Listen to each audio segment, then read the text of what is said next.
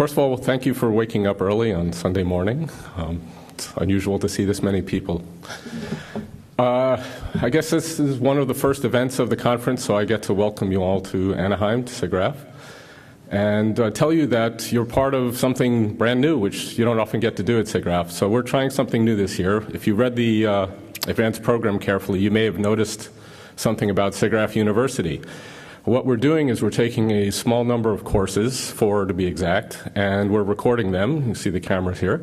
And we're going to put them online later, edited with course notes for free for anyone to look at later, to review or refer to.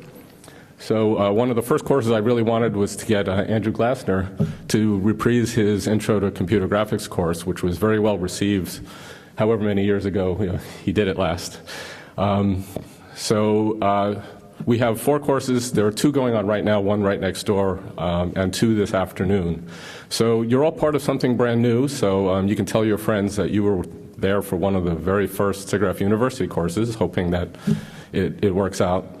Anyway, without any more setup, I'd like to introduce the, let's just say, always dynamic and frequently amazing Andrew Glasner, who's going to in turn introduce you to the wonderful world of computer graphics.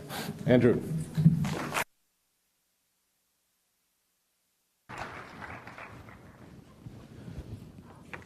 Okay, and with that low-key introduction that I don't feel at all like I have to live up to, I'd like to welcome you to Introduction to 3D Computer Graphics.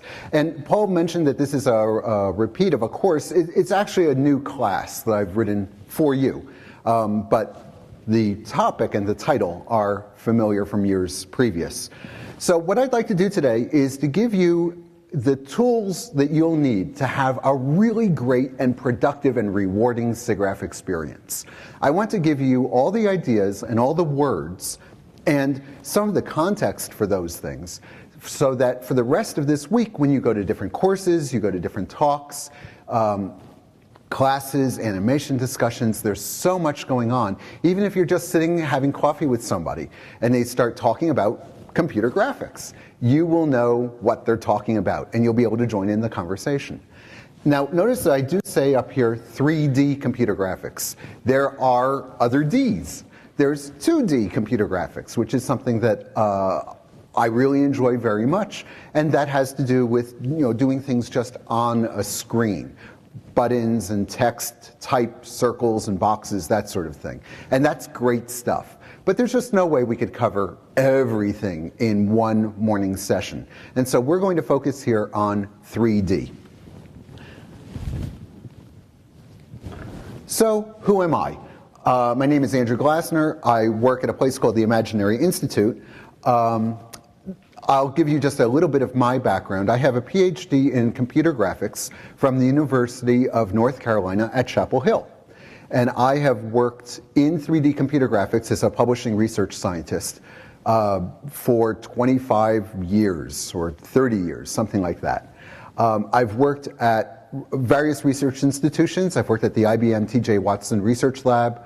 I've worked at Bell Communications Research, Xerox PARC, and Microsoft Research, among other places. And my job was to, invent computer graphics techniques. 2D stuff, 3D stuff, modeling, rendering, animation, and that's what I did. And I wrote lots of books and lots of articles and gave lots of talks along the way. About 8 years ago, I took a left-hand turn. I left my wonderful job at Microsoft Research, and I became a full-time novelist. And I started writing novels for a living, or so I thought. In the meantime, I've been doing some consulting, and I've been keeping my hand in computer graphics. So what is the Imaginary Institute? Well, we are a broadly based multinational consortium of a wide variety. Okay, basically it's half of my desk. But we did double in size, and I wanted to introduce you to our newest employee, who unfortunately couldn't be here with us. It's my chief morale officer, Nico. Yeah, he's wonderful. Oh yeah, he's the best thing about the Imaginary Institute. So, okay, if we can switch to the lav mic now, Andrew. So I'd like to show you where we're going to go today. This is going to be a day of live demonstrations, because I think computer graphics is the best way to teach computer graphics. So we're going to do it. I'm not just going to, point at slides. These slides are going to be here, and then we're going to switch to live demos for pretty much the rest of the morning. But I did want to show you what we're going to talk about and how we're going to get there. So here's our schedule. Right now, we're doing the introduction. Then the most important thing of all, the Q&A at the end. But the most important thing of all, of course, is we have a break, 10:30 to 10:45. The bathrooms are out and to the right. And so we've got these two blocks in which to do stuff. So in the first block, we're going to do some live demos. And we're going to do a couple of demos together. And the idea behind these demos is that we're going to do them together. I'm going to show you every step, because I think the context and the workflow and the process is as interesting and illuminating and important as the results and the underlying ideas. And so you'll get to see the terminology, the concepts, the ideas, the practice, all at once, which is, of course, the way it's actually applied. In the afternoon, more demos, when we'll look at some more advanced ideas. So now I'm going to show you some screenshots. This is what we're going to be looking at. You don't have to understand this stuff now. I just want to give you the overview of what we'll be talking about. So first, we're going to make a little movie. We're going to make a little satellite. This is the world we're going to spend our time in. It's a modeling program that I'll talk about in a moment. But we're going to make a little satellite flying around a planet. And then we're going to make a little wizard guy, and he's going to blink his eyes. Then we'll start talking about more, we'll drop back into more of the mechanics. We'll talk about how to create some shapes and manipulate them, how to make really interesting shapes. We'll talk about how to modify those shapes in really nice organic ways. Talk about how to make smooth shapes out of rough ones. We'll talk about how to mill shapes, how to drill a hole in one or carve something away. We'll talk about more techniques for creating really cool bendy, twisty shapes that might otherwise be very difficult. We'll talk about how to blend one shape into another, a technique called morphing. We'll look at texture. What gives us an object the appearance it has? Well, we call that texturing, and we'll look at how to do that. We'll talk about rendering. Rendering is the name that we use for taking our 3D model, the thing that we've constructed on the computer, and turning it into a picture. And in this image, this screenshot, in the bottom right, we have the preview, which is what the modeling program gives us, and then we say render, and a few seconds or a few hours, depending on the complexity of your image, goes by, and you get a picture like that in the upper left. We'll talk about some animation techniques. We'll take a closer look. We'll make a little bouncing ball go around a ring.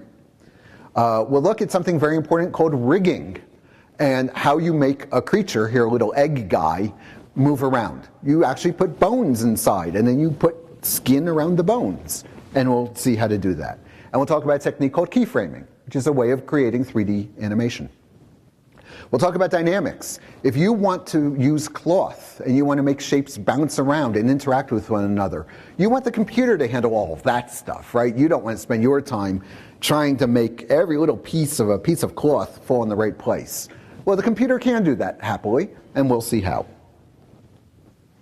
And we'll also talk about doing stuff like smoke. And in the left-hand side of this picture, you can see a rendered version of the one on the bottom right, where we've taken a little bit more time to create a better picture, and you can see that we have a little smoke plume coming off of that cigarette. Where does smoke come from? How do you do that? That's what we'll look at. So that's the overview. So that wraps up our introduction. There are a couple of things I wanted to mention, that I've been asked to mention. One is, of course, we know when the break is. The second is that there is, and I'll mention this a couple of times, that there is an app. There's a SIGGRAPH 13 app that most of you have, and it runs on most phones, I believe. And it would be nice, I understand, for you to go at some point to the app, go to this course, and then there's a little 4-question survey asking you to rate the class. And you can do that at the break, and you can do that after we're all done. Apparently it's quick and easy. It provides great feedback for the organizers, and the student volunteers in back would be happy to help you if you have any trouble bringing that up or using it. So that's our introduction. let's start doing some live demos, shall we?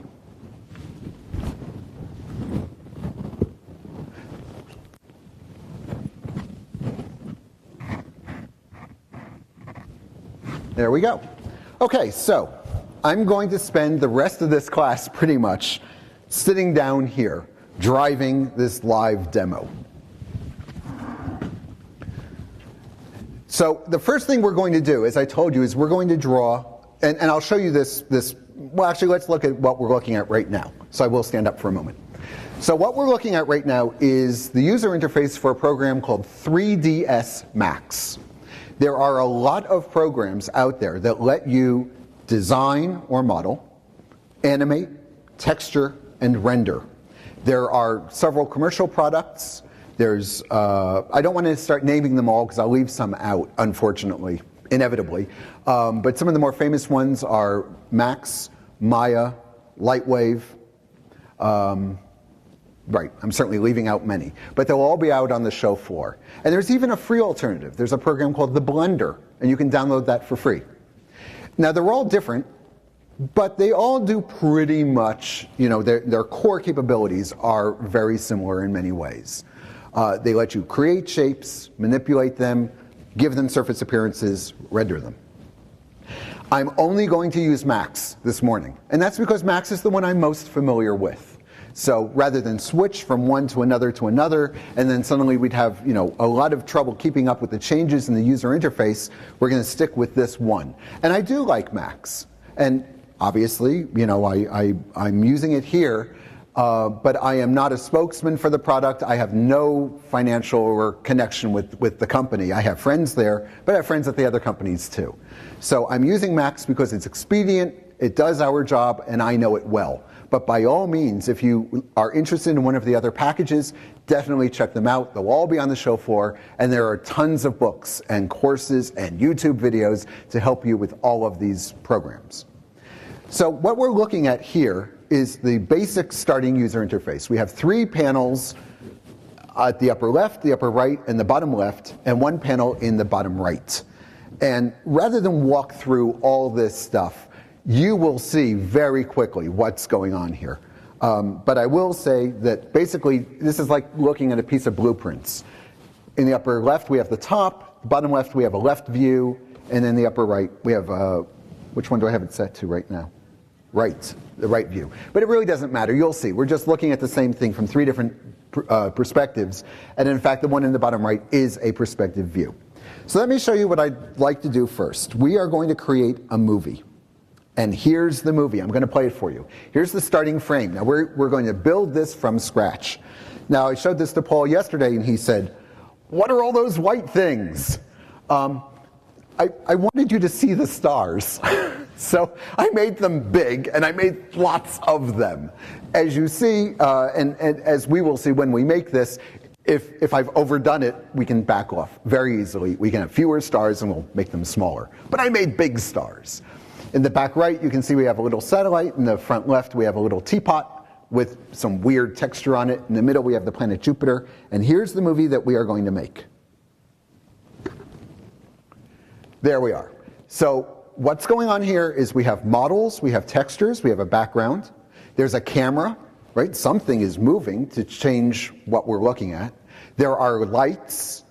There are, I think, 2 lights in this scene, maybe 3. And everything is changing over time. So I built all of this.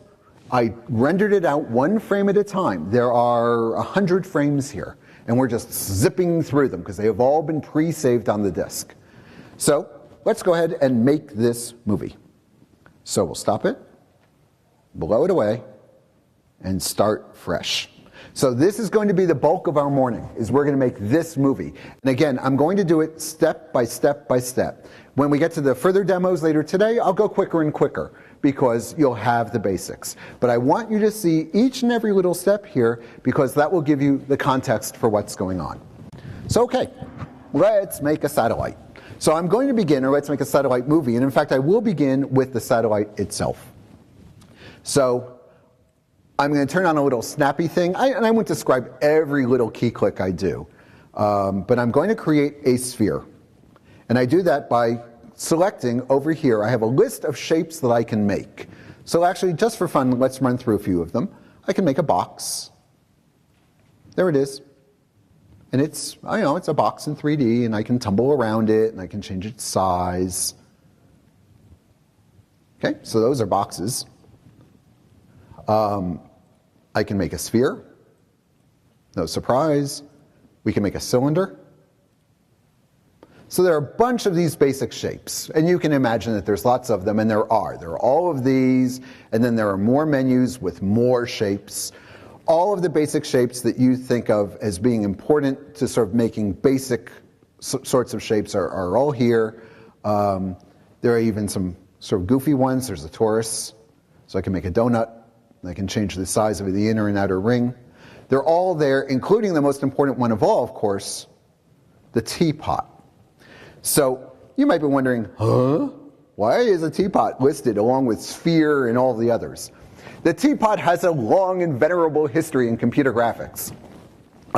Back in the early days of computer graphics, when we had no programs like this whatsoever, the only way to make a shape was to type in all the numbers for all the dots that make up the shape. And we'll see what those all look like in a moment. It was just a tedious task. So one day, Martin Newell had a teapot on his desk, and he measured it, and he typed in all the numbers for the teapot, and the little spoon that was next to it, and I think the saucer the teapot was sitting on, and it was a labor of love. I don't know how long it took him. The teapot itself, the Newell teapot, is in the Computer Museum right now in Boston, and you can go visit it and say hello to it. So the teapot is just this iconic shape in computer graphics. It was so hard for him to make, and it was such a lovely shape that people used it forever, right? For years and years and years, people used it for everything. Anytime you needed a complicated shape, you used Newell's teapot because it was there. And it just became this thing. And so now, along with a box and a cylinder and a sphere and a cone, you can make a teapot. And we can make it very smooth indeed by using more and more little dots. And then, of course, we can tumble it around. And there's actually a religious issue in the world of teapots. If you look closely, there's a hole here, right? The rim is just floating above the teapot. And that's the way he originally made it. So if you're a purist, that's the teapot you use. Of course, it didn't take long for someone to say, hey, that looks wrong, and they made a little top. So if you're an impurist, you use the version of the teapot with the top on it. They're both fine. Okay, so let's reset our screen and make a satellite. So we're not going to save anything. We're going to reset everything. And I'm going to start with a sphere. That's going to be the body of my satellite. And because I've done this before, I know just how complicated I want to make it and how big I want to make it. So there we are. So now we have a nice big sphere. And that's going to be the body of our satellite. And so up here, I'm going to change its name. You can see it's called Geosphere 001. That's the name it automatically gave it. I'm going to call it Satellite Body. And that's just me typing in a different little name. There we are, right up here. Okay, so now I want to make a couple of solar panels. So I'll zoom out from the top view. Whoops, there we are. And I'll make a couple of boxes for the solar panels. So, just kind of eyeball it. Put a box there. And now I'm going to move the box. It's not quite where I want it. Let's look at this window. Notice that, and I'll make it full screen. Whoops, where's the option key here?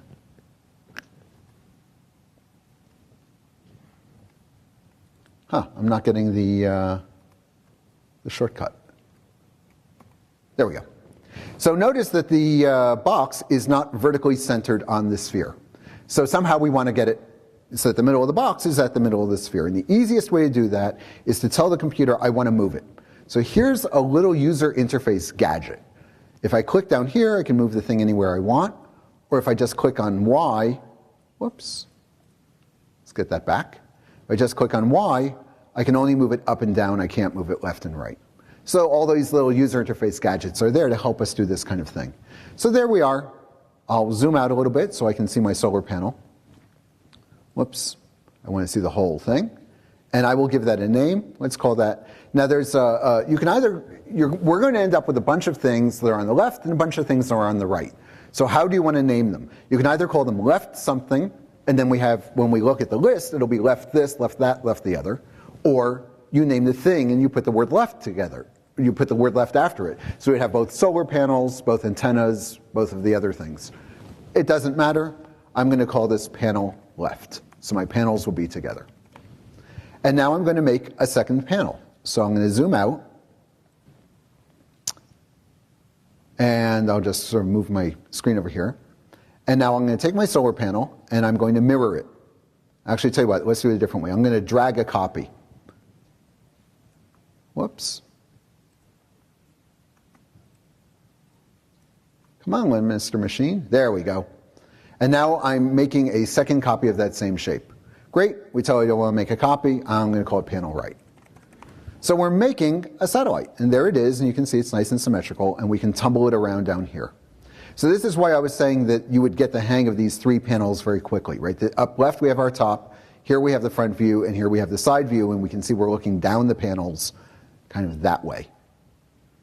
Now I could shade these other panels if I wanted to. So let's go ahead and do that. Often it's easier to work with these in what's called wireframe. And it just makes it easier to sort of see everything at once. But we can shade it. We have lots of different options. This is the default and it works nicely. So okay, let's make a couple of antennas. So I'll create some cylinders. Tell you what, I'll sort of put the antennas so they kind of point up that way. And now I want to rotate it into position. So I'm going to pick a different interface gadget. Now if you look up here, I have a bunch of rings. I can take this thing and rotate it where I want, switch to the move gadget, and now you're seeing the typical kind of flow. Oh, you move it, you come over here, oh, I want it to be centered, I'll move it that way, maybe I'll move it over here. I think I'd like to rotate it a little bit more, come over here, I rotate it, and that's pretty much the way you make these things. You make your shape, you kind of monkey it into position, and you think, maybe it's a little bit too big. Maybe that stalk is too big. Well, I can change the radius after I've made it. That's way too big. That's probably way too small. And, you pick a nice medium. Now, if you're working with an artist who has prepared blueprints and designs, they've created drawings for you, you would obviously match the drawing. Or you would match the drawing and then use your own artistic license to make it look good. And that's often the way it's done. Here, obviously, I'm just sort of doing this for you by the seat of my pants, and I think that that's looking pretty nice to me. So I'm going to call that antenna stalk left. Let's spell antenna right. And now I'm going to make a little ball on the top. And I'm not sure if antennas really have little balls on them anymore, but once upon a time they did. There. And I'll call that, and I'll call that antenna ball. Antenna ball left. So now you can see what I've done, just user interactively, I've put all this stuff together. Now if we look at this thing, you can see, get big. You can see I haven't exactly lined these things up. The sphere is not exactly where it should be. So I can do it by eye, or I can use tools. There are, of course, lots of tools that will let us say, align this with that, make sure this is dead center with the other, make sure this is stacked right on top of the other thing. We don't need those right now. I'm sure you can imagine what they look like. They are available. But this is good enough for now. One cool thing that I can do at this point now is I can select multiple shapes, and by going to the group menu, I can group them together and give them a name. So I'll group these and call them antenna left. And now those two shapes are just the antenna. Now Control Z to undo my move. And now I want to make a second antenna. Well, now I'll use the mirror tool.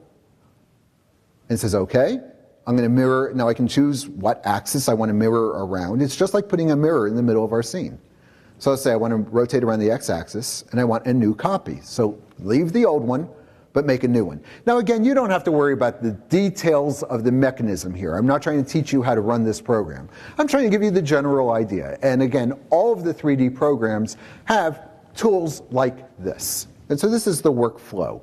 So okay, I've made my copy, and I'll drag it to where it looks good. And that looks pretty good to me. So, all right.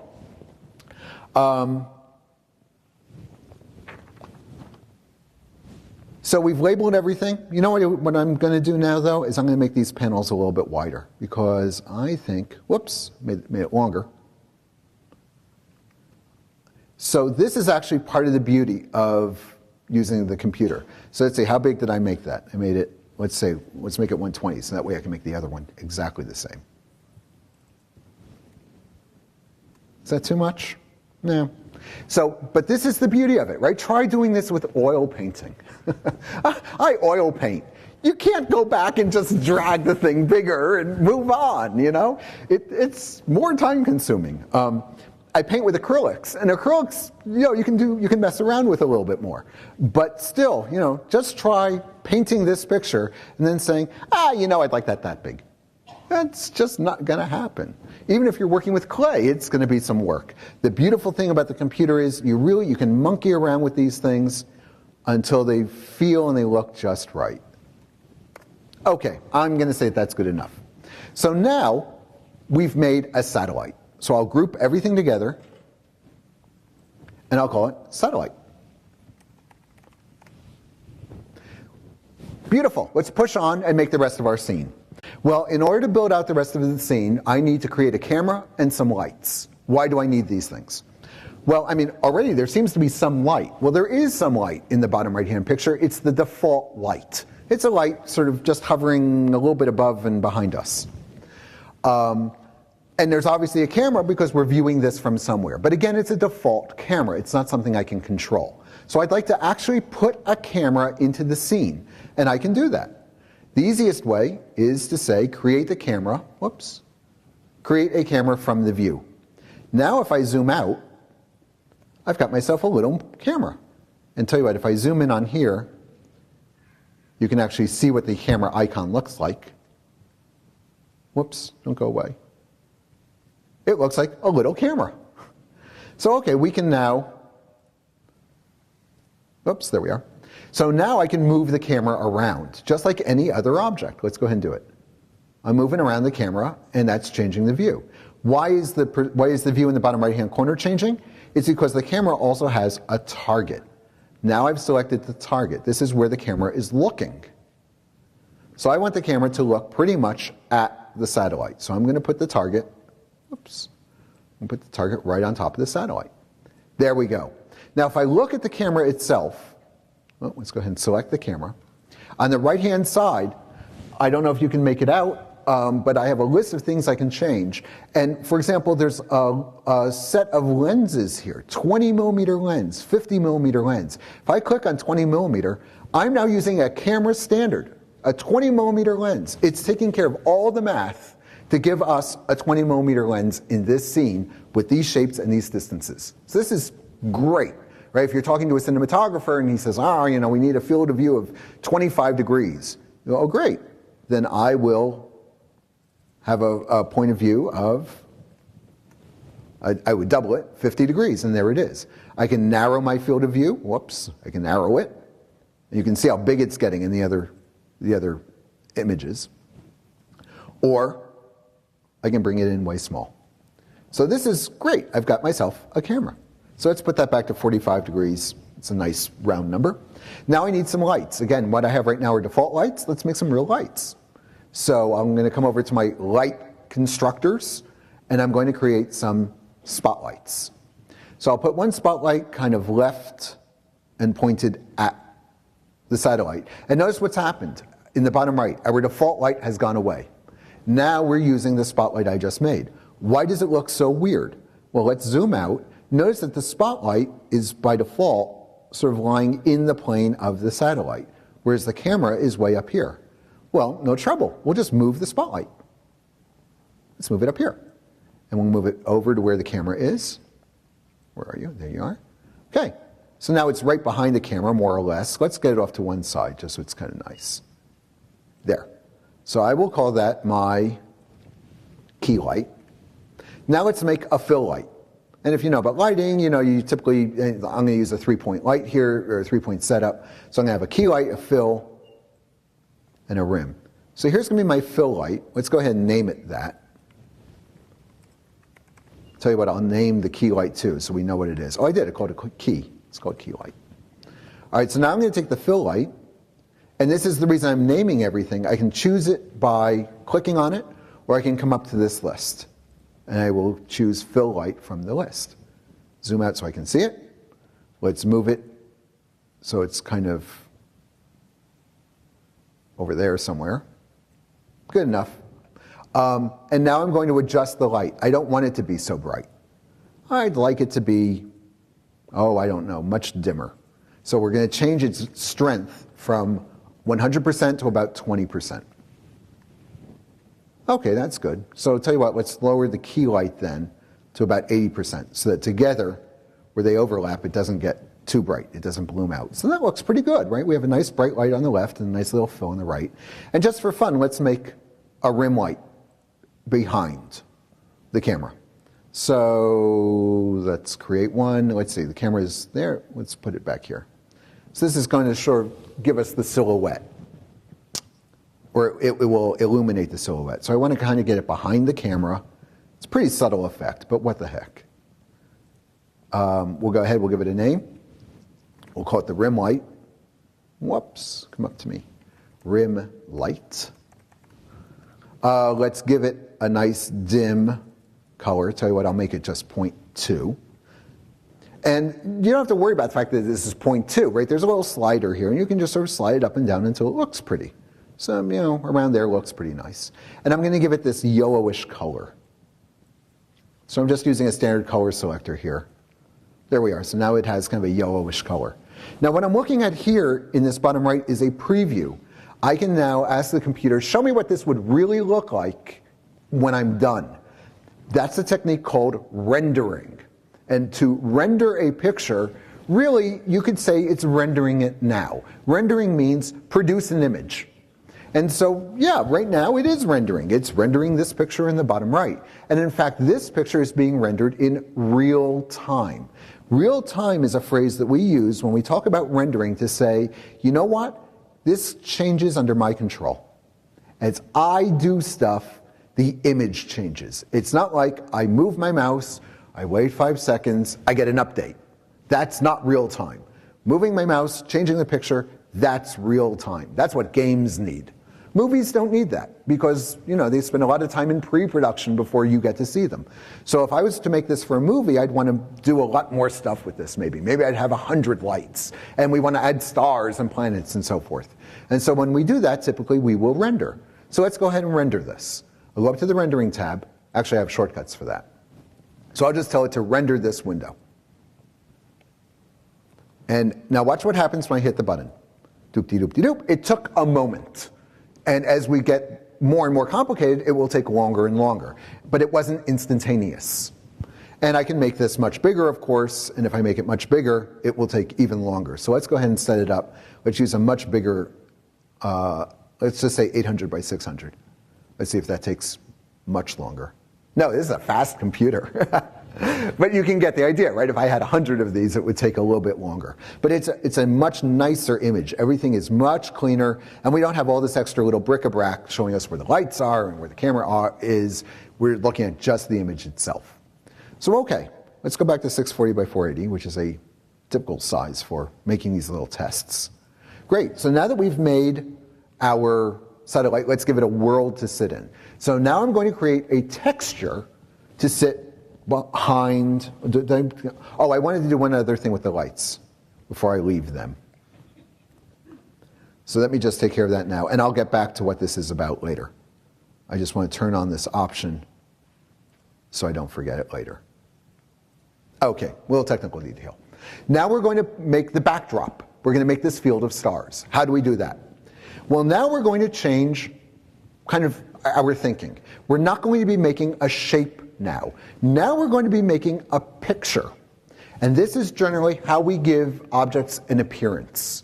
We design some sort of an image or some sort of a description of their surface that will wrap around them and give them the surface appearance we want them to have.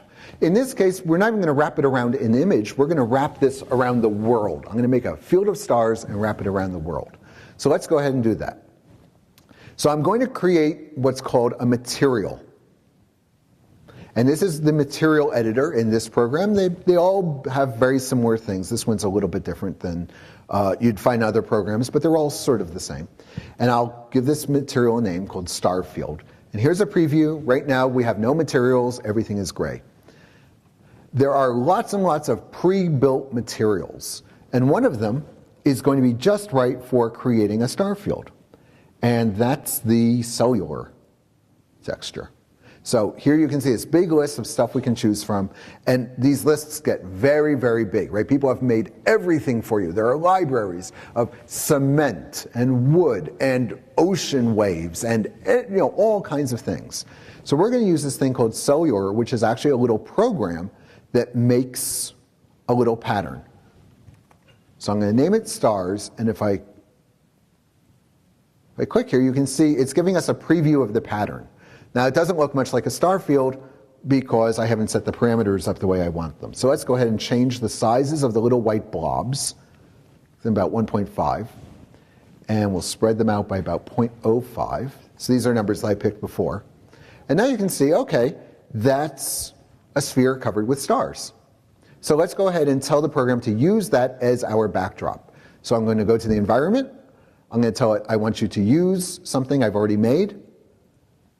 Come down here to simple slots and choose it. And I want an instance. Okay. So now when I render my picture, hit the render button, there they are. So we have now taken that little picture and basically wrapped it onto the universe. And I said earlier, okay, if the stars seem too big to you, we can always change them. So let's do that. Let's change that number. Well, now there's too many of them.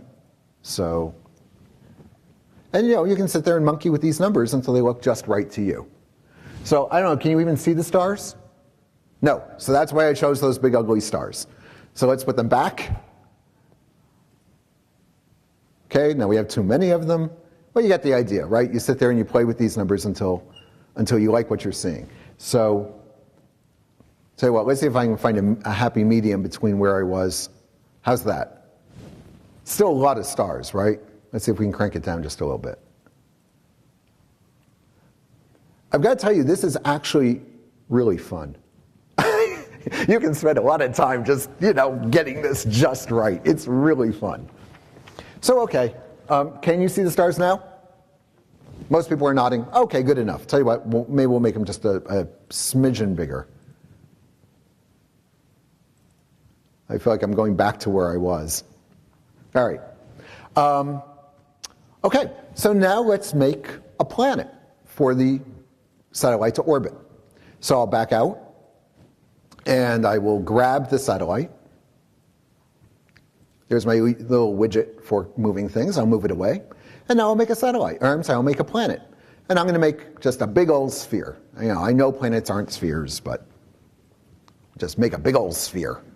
So big, I have to. Now remember, my camera, look at this, my camera is so close to the sphere that I can't see anything. So let's select the camera view and I'll truck out.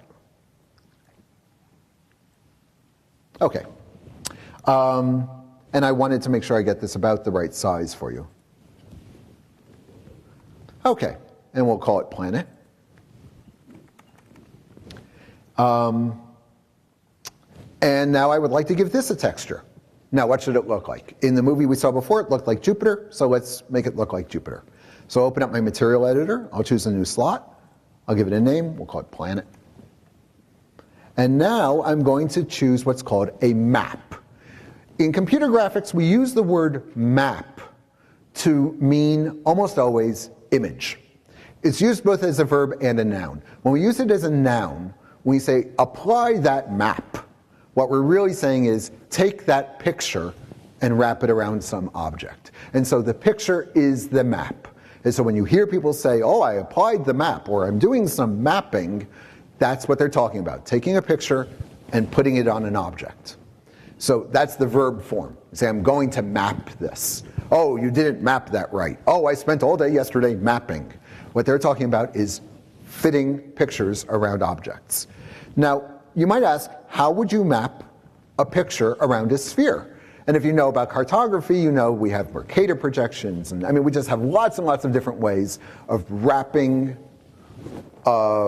pictures around spheres, or conversely, unwrapping a sphere into a map. Lots of different kinds of maps in the world.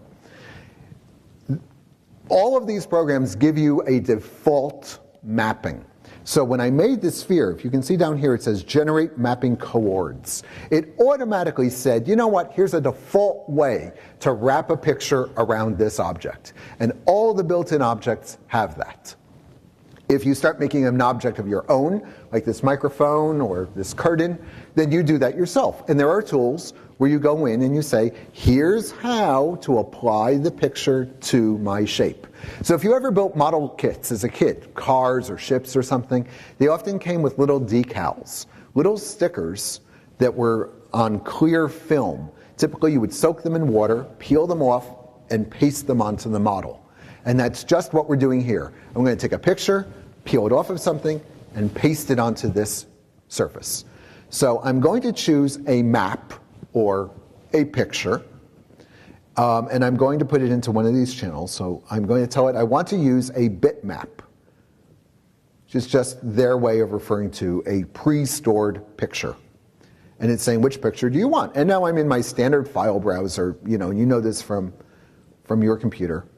And in here, in SIGGRAPH 13 saves, in satellite, oops, no, I think I have it under maps. Satellite, and there it is. There's my map of Jupiter. So I'll just say, okay, apply the map of Jupiter. I use one of these buttons to say, put that onto the model. You can see it changed. And now I use another button to say, actually show it. And there it is. We've just wrapped it. We've just texture mapped the planet. So it's also called texturing, and the image is called the texture. So let's render it and see if it looks as beautiful as I hoped. And we'll hit the render button. We're rendering from the side. So it renders whichever window you've selected most recently. So there we are. Beautiful. Okay, so now we have our planet, we have our texture. Let's make the planet move. Let's create some animation. I'm sorry, let's make the satellite move around the planet. We'll also move the planet. So let's zoom out of everything. And now we're seeing the camera. So I'll tell you what, for the moment, well, it's all right. We'll leave the camera visible. But what I would like to do is to drag these lights a little bit out of the way, because I'm going to now draw an ellipse for the satellite. And I just want to get these things that they don't step on me. It doesn't really matter, but it makes it easier to see what's going on. So let's zoom in on the top view, because I'm going to make the satellite orbit in this view. And I know that satellites, to a first approximation, orbit planets in ellipses. So I'm just going to draw an ellipse. Just kind of eyeball it. All right, it's not in the right place. I'll move it. So we'll grab, whoa, sorry, hit the wrong button. So let's try again. Select nothing, ellipse. There we are. Okay, now let's move it so it's sort of more or less centered over the planet. And now you can see in the bottom right, this is going to make a nice motion path. And actually, it's looking pretty good to me. What numbers did I? Oh, we got almost the numbers that I was aiming for, just doing it by eye. There it is. So now it's just a little bit more bigger. So now I have to tell the satellite, I want you to travel on the ellipse. Now, once upon a time, this was the work of days. Right now, it's going to be really easy because these programs are very sophisticated. Now, one thing I want to mention is the reason why these programs are sophisticated is because of what's happening here. These programs are basically SIGGRAPH in a box. The research that has been done and published at SIGGRAPH, as well as other academic journals and conferences, is what has enabled these programs to do what they're doing. This texture mapping business we just did, where did that come from? That was published here at SIGGRAPH. That's when people said, this is the way to put a picture on a shape. That was research that was published here. So what you're using here when you use a program like this is you are using the publications and the work of the scientists and engineers and researchers who have devoted their lives to creating tools for computer graphics. If you go to the technical talks, you will see very complicated, usually very complicated talks, people describing new techniques that they've invented that in a couple of years will be in these programs. So you'll be able to say to yourself or to your colleagues, here's what's coming. And in some cases, you'd be able to go home and write that program yourself. And the courses and all the other things here at SIGGRAPH, of course, also contribute to these things. The artistic stuff is very important as well. So let's go ahead and see how to move this satellite on the path. Well, again, each of these programs has a different mechanism for doing it. In Max, I pick the satellite and I say, I want to control your motion. And I go through a little song and dance here with these things called controllers, which aren't, the mechanics are not important. But now I can say, add a path. That's this button down here. So I've selected the satellite and I say, I want you to follow this path. And now I'm going to click on the path I want it to follow. Bam. That's it. I'm done. 10, 15 years ago, this was a week's work. What was a week's work? I'll show you. Down here we have a timeline. I have a little scrubber, and as I scrub, the satellite is following the path. Now all that boxy stuff is just telling us that the satellite is selected. I'll deselect the satellite, and there it goes, right on the path I picked. In fact, I can even tell it to play. And just to keep things going nice and quick, it's only updating the window I've selected. If I select one of the other windows, that's the one. And there's an option that you can pick. You can say update all the windows. And it says, all right, it might go a little slower, but if that's what you want. So there we are. Now, I don't know, this is pretty good, but it's not great. I'd like to have the satellite oriented a little bit differently. Maybe I'd like to get the antennas pointed in at the planet. So let's go ahead and do that. Stop it. Go back to the beginning, pick this guy, and I'll just move him around until he's got the orientation I like. So let's rotate him. Whoops, there we are. And let's tilt him in a little bit. Whoop, that's side to side. Tell you what, I'll just grab this little widget here, and you can see I'm bending him inwards. Not completely. Okay, I will turn off my selection. You can see now it's pointed inwards a little bit. Let me make that bigger. You can see I've pointed it in and it's following the path a little bit better. Let's go back to looking at all the windows and run it again. Go back to the beginning. Okay, so that's wrong. What we want is for the little antennas to always be looking at the planet. Again, is that a week's work? No. Is that a whole lot of mathematics? Oh yeah. Do you need to know any of the mathematics? No. All you have to do is click the follow button. Click the follow button. I'll deselect the satellite. Let's go back. Oops, I rotated him before I hit the follow button. So I got myself out of, I reversed my workflow. So it is following it, but unfortunately it's following it with that rotation. So I will go to the one that I've saved where I didn't get them in the reverse order. And move on. Oh yeah, it's just like Julia Child. I've got one in the oven. Satellite. And we want satellite 04. And because I've been trying to use about the same numbers as the ones I've saved, this should look pretty close to what we had before. You can see the camera's in a slightly different place. But if I go ahead and run this, whoop, there we go. There it is. And now it's doing what I thought I was doing before, but I got the order reversed. Of course, what I had done before was no disaster. I could have undone it. I could have fixed it. No trouble at all. I just didn't want you to have to wait while I did that. So order sometimes does matter in these things, but you almost never get yourself into a hopeless situation where you're just so frustrated and you can't move and everything is broken. No, you get it in the wrong order, you back up, you do it the right order, you move on.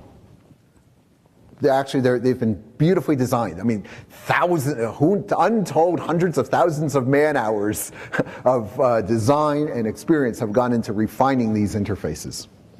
So okay, now let's animate the camera. So now I'm going to use a technique I mentioned earlier called keyframing. I'm going to say, at this frame, I want this object to be like this. And at this frame, I want the object to be like this. And the computer will automatically fill in the in-betweens. And so, for example, let's suppose I wanted to make an animation of myself raising my hand. I could say, at the beginning of the animation, at frame 0, my hand is here. At frame 30, let's say, my hand is here. And the computer will say, OK. And presuming that I've set everything up right, I say fill it in, and it goes, the computer does all of that for me.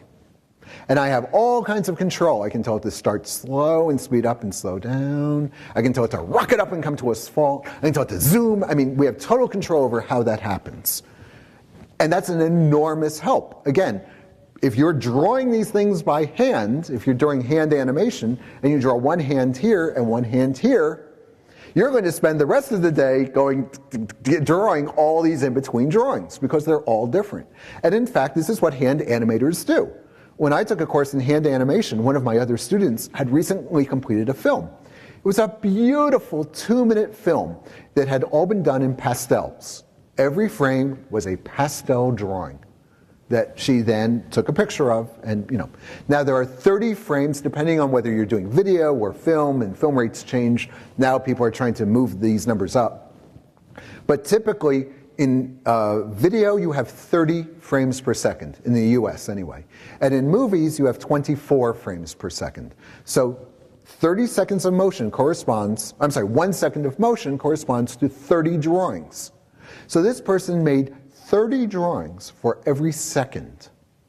She did it on ones, what they call on ones, meaning she did one picture per frame.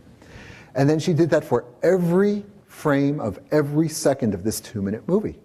And it took her 2 years. And not, like 2 years of casual afternoons. 2 years of every night, every weekend. She gave up her entire social life. And at the end, she had this beautiful movie. It was breathtaking. But my gosh, it took her 2 years of her life. So to have the computer go and fill everything in, that's really nice. It's not the same as making pastel drawings, of course. If that's your passion, I'm not saying don't go do that, by all means. But it is a different way of approaching the art form, and certainly a much more efficient one if you're just trying to convey the information. So let's go ahead and do keyframing for the camera. So what I'll do is I'll zoom out, and I'll find my camera. There it is.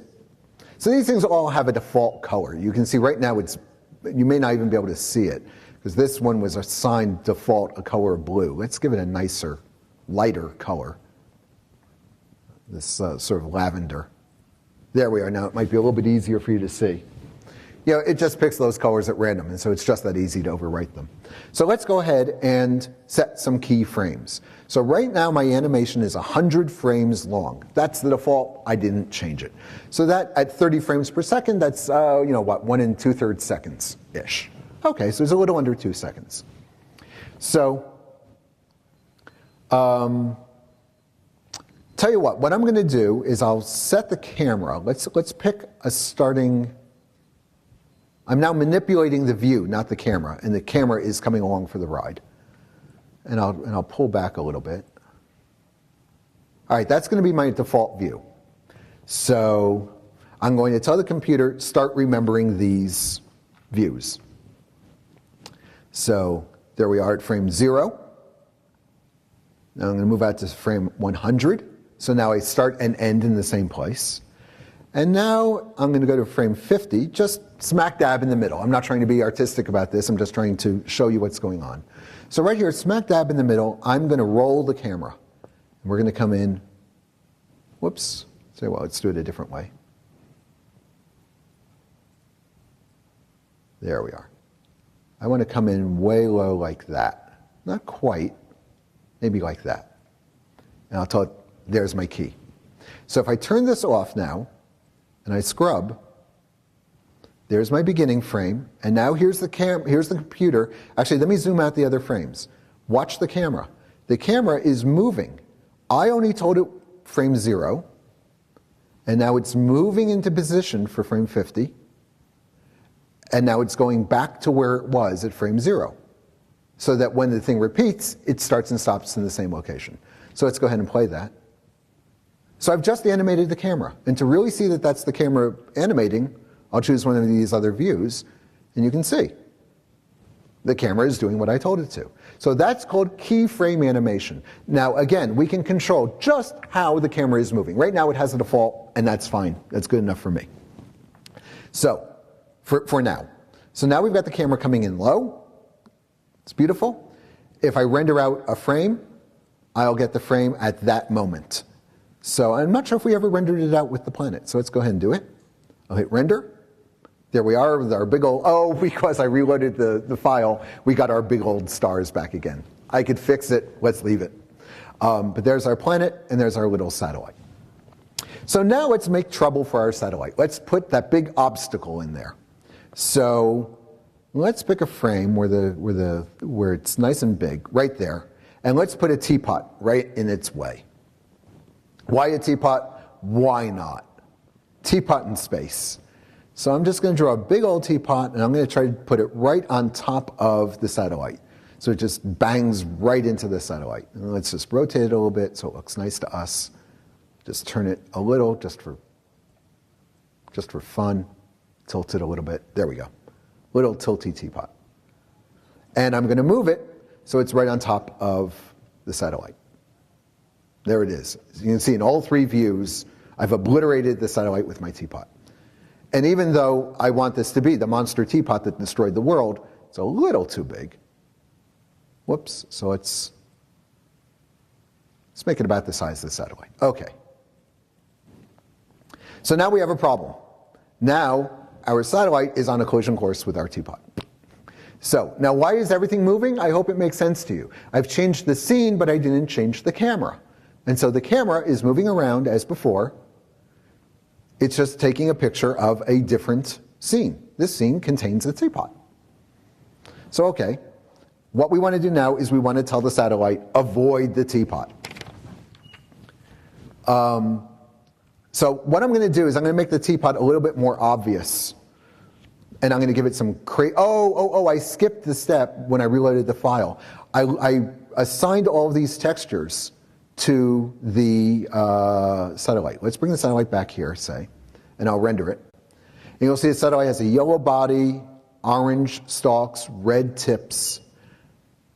And the reason it has all those things is because in my material editor, I created an orange thing, a shiny red thing, a shiny yellow thing, and this is a little panel of bricks. You can actually choose different kinds of bricks. And I choose running bond. You know, they have all these different brick layers patterns. Again, this is really fun to play with. I don't know if you can see in the preview. We have this different pattern of bricks. Choose common Flemish bond. So we have all these different types. So I'm just going to pick running bond because that's kind of the canonical brick pattern I'm used to. And I pasted that onto the solar panels. And so now those boxes have that picture, this picture on them. And if we want to see what that looks like on a cube, which is a little bit closer to the solar panel, it looks like that. So, okay, and that was, again, another one of the built-in ones. So now let's do the same thing for the teapot. Let's give the teapot some sort of a material. So I'll select one of my unused blanks. Here it is. I'll call it teapot material. Right now it just has a default name. Whoop, call it teapot. And I'm just going to pick something crazy.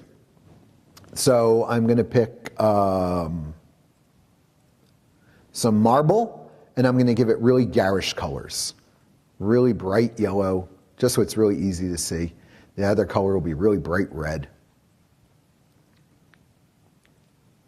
And I'll make it nice and big. Now you can see that we're not seeing these on the teapot. Why not? Well, let's assign it to the teapot. And we'll say, show it to me. And what we're getting is this real-time preview. Look how kind of weird it looks. You know, it looks like it's all tiled and it's made out of little pieces. And again, this is the computer doing its best to give us a preview in real time. It can draw that immediately. But if we ask it, you know what, take your time and do a nicer job, let's hit render, we get a much nicer looking picture. So that's the difference between the real time and the rendered. Although, again, technically it is rendering, of course, it's making an image. But when we say render, most of the time, you'll know from context, most of the time people mean we're going to go slow. Let me check one other thing over here. Okay. So we're right on track. And so I'm going to do one other little thing to this just so it shows up nicely no matter how we move it. And I'm going to tell it it's always visible. Okay. Now I want to get the satellite to avoid the teapot. How do I do that? Well, the problem is that the satellite is on this ellipse. And as it moves, it follows the ellipse. So now what do I have to do? I have to design a whole new path, right? Somehow I have to figure out a way to draw it to... Nope, it's much easier than that, thanks to you know what, research that came out of SIGGRAPH and other journals and conferences. What I can do is I can take this ellipse and modify it. I can actually drag the ellipse around so that the path avoids the satellite, or avoids the teapot, and the satellite will still follow the path. So let's go ahead and do that. So first I'm going to convert the ellipse into something that lets me manipulate it. There we go. And I'm going to say I want to modify the vertices. So the vertices are the little points that control the shape of the ellipse. And so you can see I have 4 of them. It's one at each end and one at each side. Perhaps it's easiest to see it here. So if I were to drag these, I'm now changing the shape. I'll tell you what, let's go ahead and just do this. This is not what I want, but let's go ahead and do that.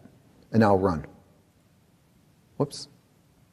And there's the satellite following the goofy path that I just drew.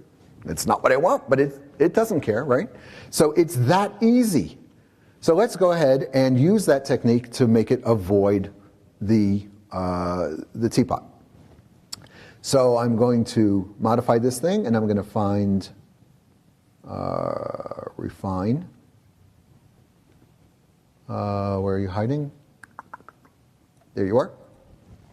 And now put in a few new points to manipulate. I'll put one there, I'll put one there. So I'm just going to add some more of these little dots. Great, that's enough for me.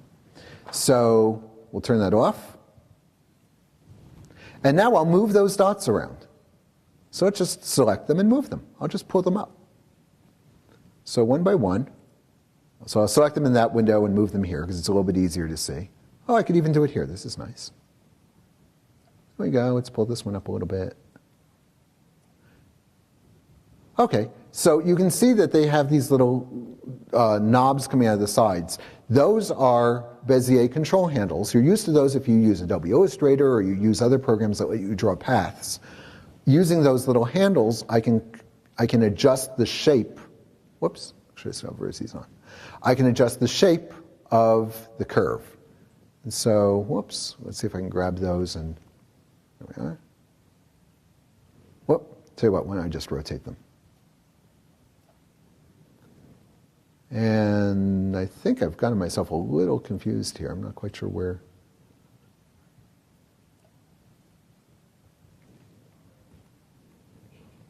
Let's see. There should be another control point right around there somewhere. There it is. Pretty sure Tell you what, I'm going to move the teapot out of the way because I thought I had another control point there that I could click on. Yep, there it is. Well, that was my workflow, right? I drew the teapot on top of the satellite on purpose so it would obscure the satellite, but just made it a little harder to see the satellite. All right, now let's put the teapot back where it belongs. Yep. Sort of there-ish. Okay, well that's a really crufty view, but you know I could sit here and I could tune these control points until they were just where we wanted them. And I keep calling them control points or vertices. It's basically these little dots that are on the curve that tell the curve what shape to have. These dots are also called control points, they're called knots. The curve itself is called a spline often. And so people say here, I'm adjusting the spline. So let's see if all these guys are kind of in order. I've kind of beat up on these points a lot, haven't I? But all right, good enough for now. So let's go back to frame 0, turn off all the stuff. Wow, that's pretty crufty, but it's going to work, I think, right? So let's go ahead and run it. And he goes around the teapot.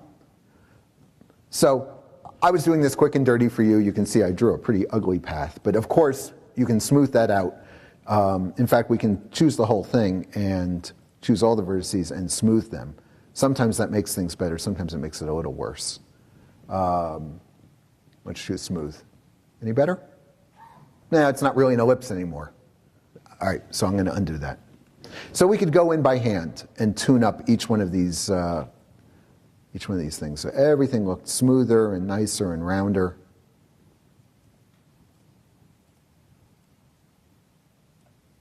So I'll just do one or two of them so you can see I'm telling you the truth. Let's rotate this one up a little bit. Okay, so already I think I've just made it about 100 times better. So let's go ahead and run the animation again. All right, well, it goes way too high, but there you go. Okay, so now we've done almost everything we need to do to make our movie. Except if you remember in the original movie, Jupiter rotated. Well, that's going to be really easy. Let's do that. I'm going to turn on the rotation snap. This just says I can't, my mouse drags in like units of 5 degrees. So it'll be very easy to pick 360 degrees. So I'm going to pick Jupiter, or planet. Whoops, we have to turn off our control points. So I've picked Jupiter. I'm going to go to frame 0. And I'm going to say I'm going to keyframe animation again. Right now you're not rotated at all. So let's go ahead and tell it that. And at the end, again, you are not rotated at all. But now, in fact, you are rotated. You're going to be rotated 360 degrees. So I'm going to select my little rotation tool. I'm going to come here to Jupiter. And I'm going to select, whoops, I want to rotate it around the right axis here. There we go. And you might be able to see the little numbers that are above. It's telling me how many degrees. In fact, I'm going the wrong way. I want it to go this way. So let's go 360 degrees, hit the key. And now, if I scrub, it's doing just what I told it. It said, okay, at frame 0, I'm rotated none at all. All the way at the end, I'm rotated just right. So let's go ahead and play this and see how it looks. Whoops. Now watch Jupiter. It's not moving right. Just watch it a couple of times and see if you can determine what's wrong. Because something's wrong. Well, what's wrong is it stops, and then it starts moving. Now it's moving nice and now it stops again. So it picks up speed. It's not jerking into motion, but it's not rotating all the time. It's stopping and starting and stopping. Remember that I said we can control how these values get blended. Remember when we said we moved the camera, and I said, fine, it's just moving back and forth, and that's good enough for now. Well, Jupiter is doing the same thing, but the default is no longer what I want. The default is, you know what, I'll start motion smooth, I'll move into the motion, and I'll smooth my way out. I don't want that. I want Jupiter moving at the same speed always. So let's go ahead and fix that. The way we fix this kind of thing is we look at the curves themselves. These are the curves that show us the change in value over time. So we're looking at the position of Jupiter, the rotation of Jupiter, the scale of Jupiter, and if we did more stuff to it, if the texture was rotating, if there were little planets, if it was getting bigger and smaller, we could do all kinds of things to Jupiter, and they would all show up here. Right now we're doing just one thing. I keep calling it Jupiter. I don't know what planet it is, but one thing we're doing here is we're changing its rotation. And you can see that's this nice big blue curve. It starts out nice and slow, goes nice and fast, and slows down again. That's our problem. So the way I'm going to fix this is I'm going to choose the rotation key. There we are. And it's showing me now all sorts of information. This is called a key. It says, I know that I have some information at frame 0, and I have some information at frame 100. And it will show me all the information. And the information I want to see here is, what is the shape of the curve coming out of that little dot? And I don't know if you can see, because unfortunately they're drawing them blue on black. But we have different shapes that that curve can take on. So for example, let's pick that one. And move it out of the way. Whoops. Move this out of the way. Yeah, I'm just messing everything up here. Tell you what, let's pick that one. Now it says go straight. Hold your value until you change. Bam! That's not what we want. What we want is come out straight and end straight. So now it just starts moving and it goes from 0 to 360 nice and smooth. It hits 360, it'll just start repeating again. So let's go ahead and look at it. And there you go. So you don't have to think about the math, right? This is not mathematics. Well, of course we are doing mathematics. That's of course exactly what this is. These are spline curves with all kinds of complicated properties. All we're doing is manipulating the picture. All we're doing is we're going to drag these little dots around. You know, we change when they start, we change when they stop, we change how they look when they're moving, until the picture looks right and the motion looks right. You want to get into the math? You absolutely can. And you know, it's in there and you can get your fingers on it, but you just don't ever have to worry about it. You can focus on the picture because really the picture tells you everything you need. The math is the internal machinery. It's not the stuff you need to think about. So, okay. We've got our lights, we've got our camera. I think we're ready for action. So let's preview it now. Whoops, let's turn everything off. Let's make a quick preview.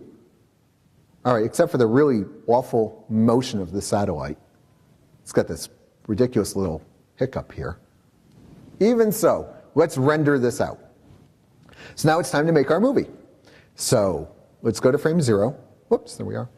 And I'll go to rendering, render setup, and we're going to make a movie.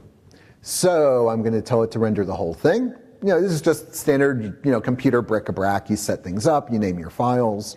I'll put this one on the desktop. Not sure this will let me do it. Let's try it. I'll make a new folder. I'll call it Satellite. Let's call it Satellite A, because I do have other folders called Satellite.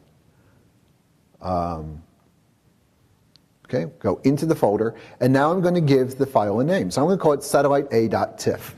The computer will automatically produce frames called satellite A0, A1, A2, A3, A4, and so on for us.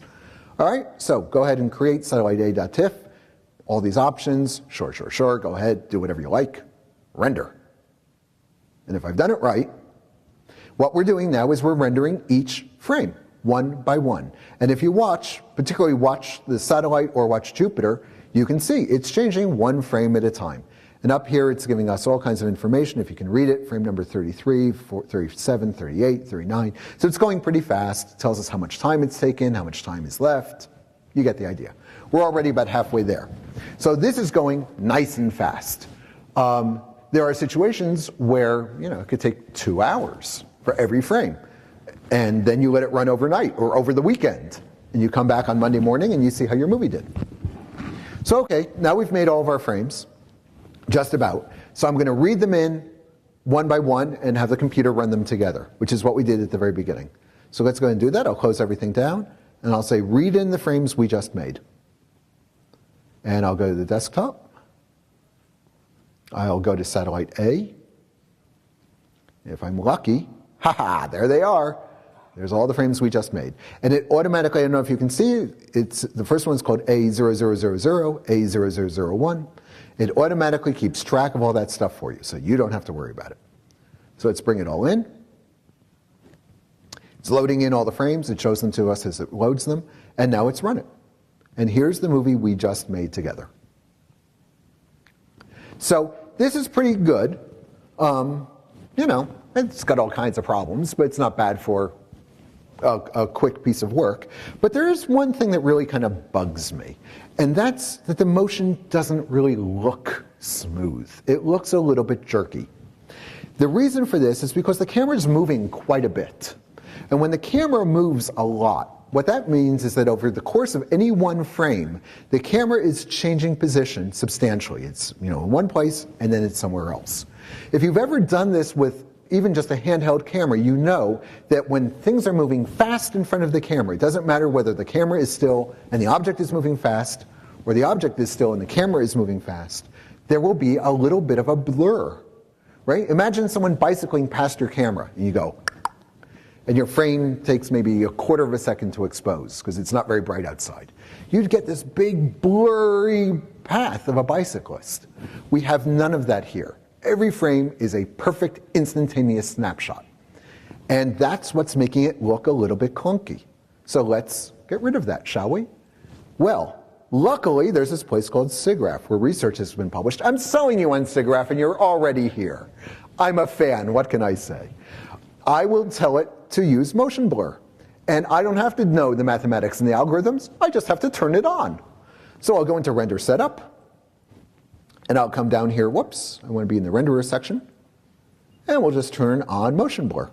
So now I've just motion blurred the background, and now I'll motion blur the objects. So I'll select the satellite. There we are. There we are. And I will ask it for the properties, and then in the bottom right, there's a little section for motion blur, and I will simply turn that on. And I'll motion blur the planet because it's spinning, so why not? Let's motion blur that. And, you know, the teapot's not moving, but let's motion blur it anyway, because it's moving in front of the camera. What the heck? Everything is motion blurred now. Great, that's all it took. So let's render it again. So I'm going to go to render setup, and the only change I'm going to make is I'm going to save this with new files. So let's go back up. I'll create a new folder. Call it, whoops. Oh, it's giving me the word folder. Let's call it satellite with blur. Satellite with blue. That would be kind of cool too, wouldn't it? All right, and I'll call it satellite blur.tiff. It'll automatically add the zeros and the ones and all that. All right, render. Oops, and I've got the wrong frame. Cancel. We want the bottom right. Render. You want to overwrite it? Yes. Notice that this is taking longer. It's taking substantially longer. Every one of these frames is demanding a substantial amount of computation now, more than we just did. Still, not an hour's worth, but a few seconds worth. Some things to watch are at the end of every frame, you see that there's a little quick. That's the computer figuring out the blur for the stars in the background. It's blurring the shapes as they're being drawn. The background is being done as a separate little process. So if you look at the satellite, and you can see it, we'll be able to see it best when the satellite gets closer to us. But the satellite is blurry because it's moving pretty fast. The teapot and the planet, they're not moving substantially enough that we see a lot of blur. Let's see. Let's watch this coming around. So we're at we're frame 30, so we're about a third of the way.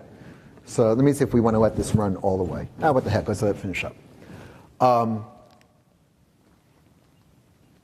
And of course I've saved this. I've saved a version that I did beforehand. So I'll stop this before it gets all the way to the end. But I just want you to see, can you see that the satellite is blurry? It has a lot of blur. And it's not just blur, right? It's not just defocused. It's blurred in a very specific and very particular way to make it look just right. And here you can see it has lots of blur on it. So we call it blur, but it's not really just, you know, out of focus. It's blurred in a carefully controlled way to look good. So I'll tell you what, let's go ahead and load up this animation, the one that I saved, which is almost the same as this, but I cleaned up the motion path. So let's go ahead and load up. Tell you what, let's load them both up side by side. So I'll go back to my save files.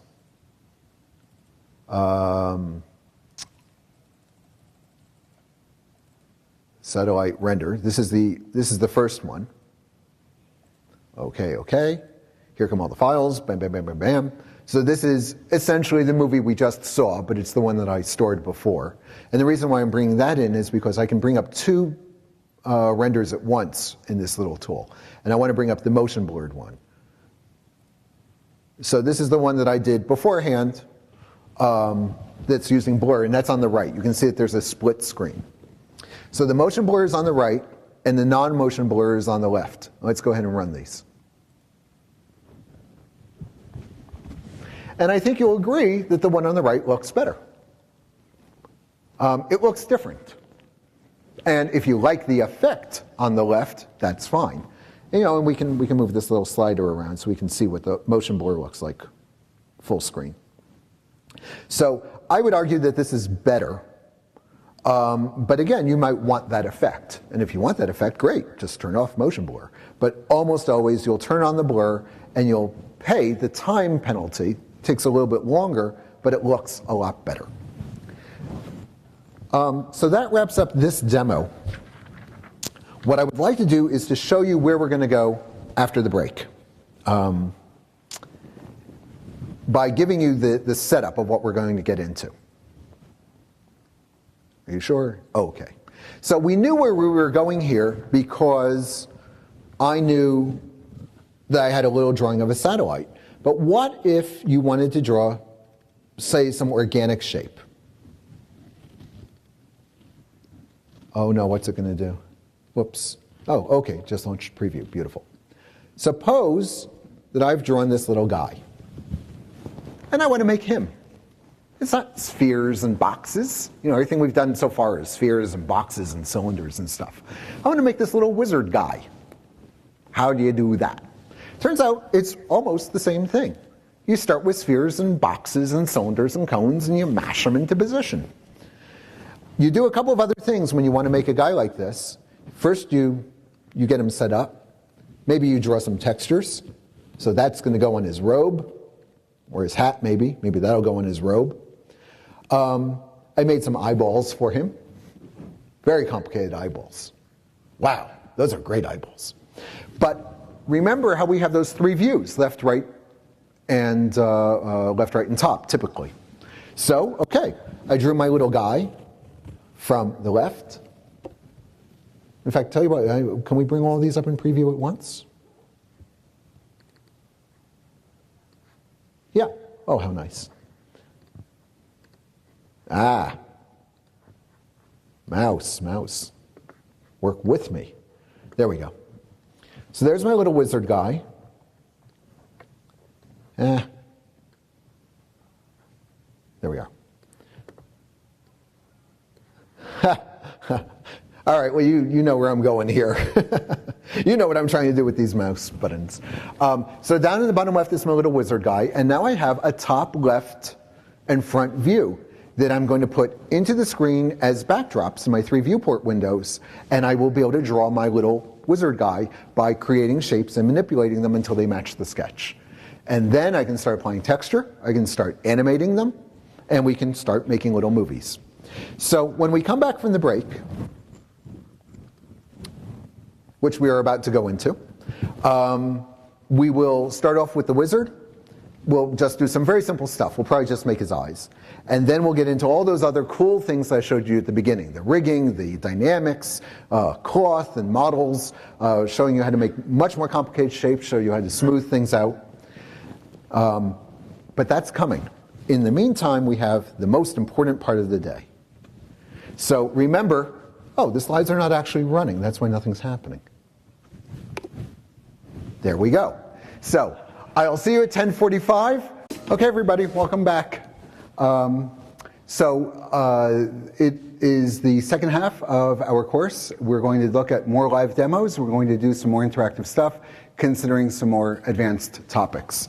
I am still Andrew Glassner, and you are still in Introduction to 3D Computer Graphics.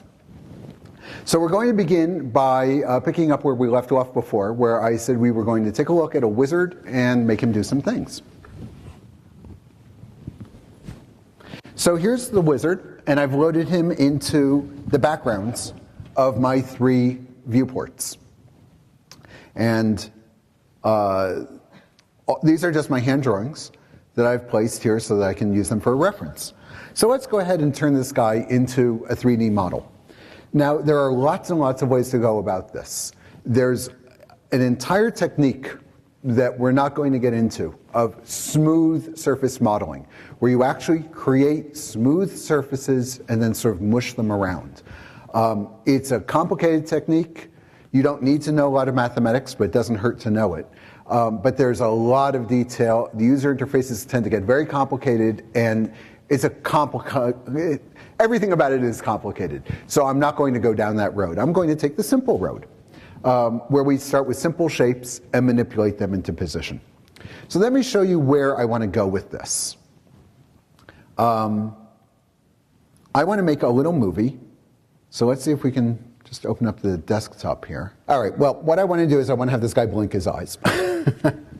So let's just create a little wizard and see what we can do with it.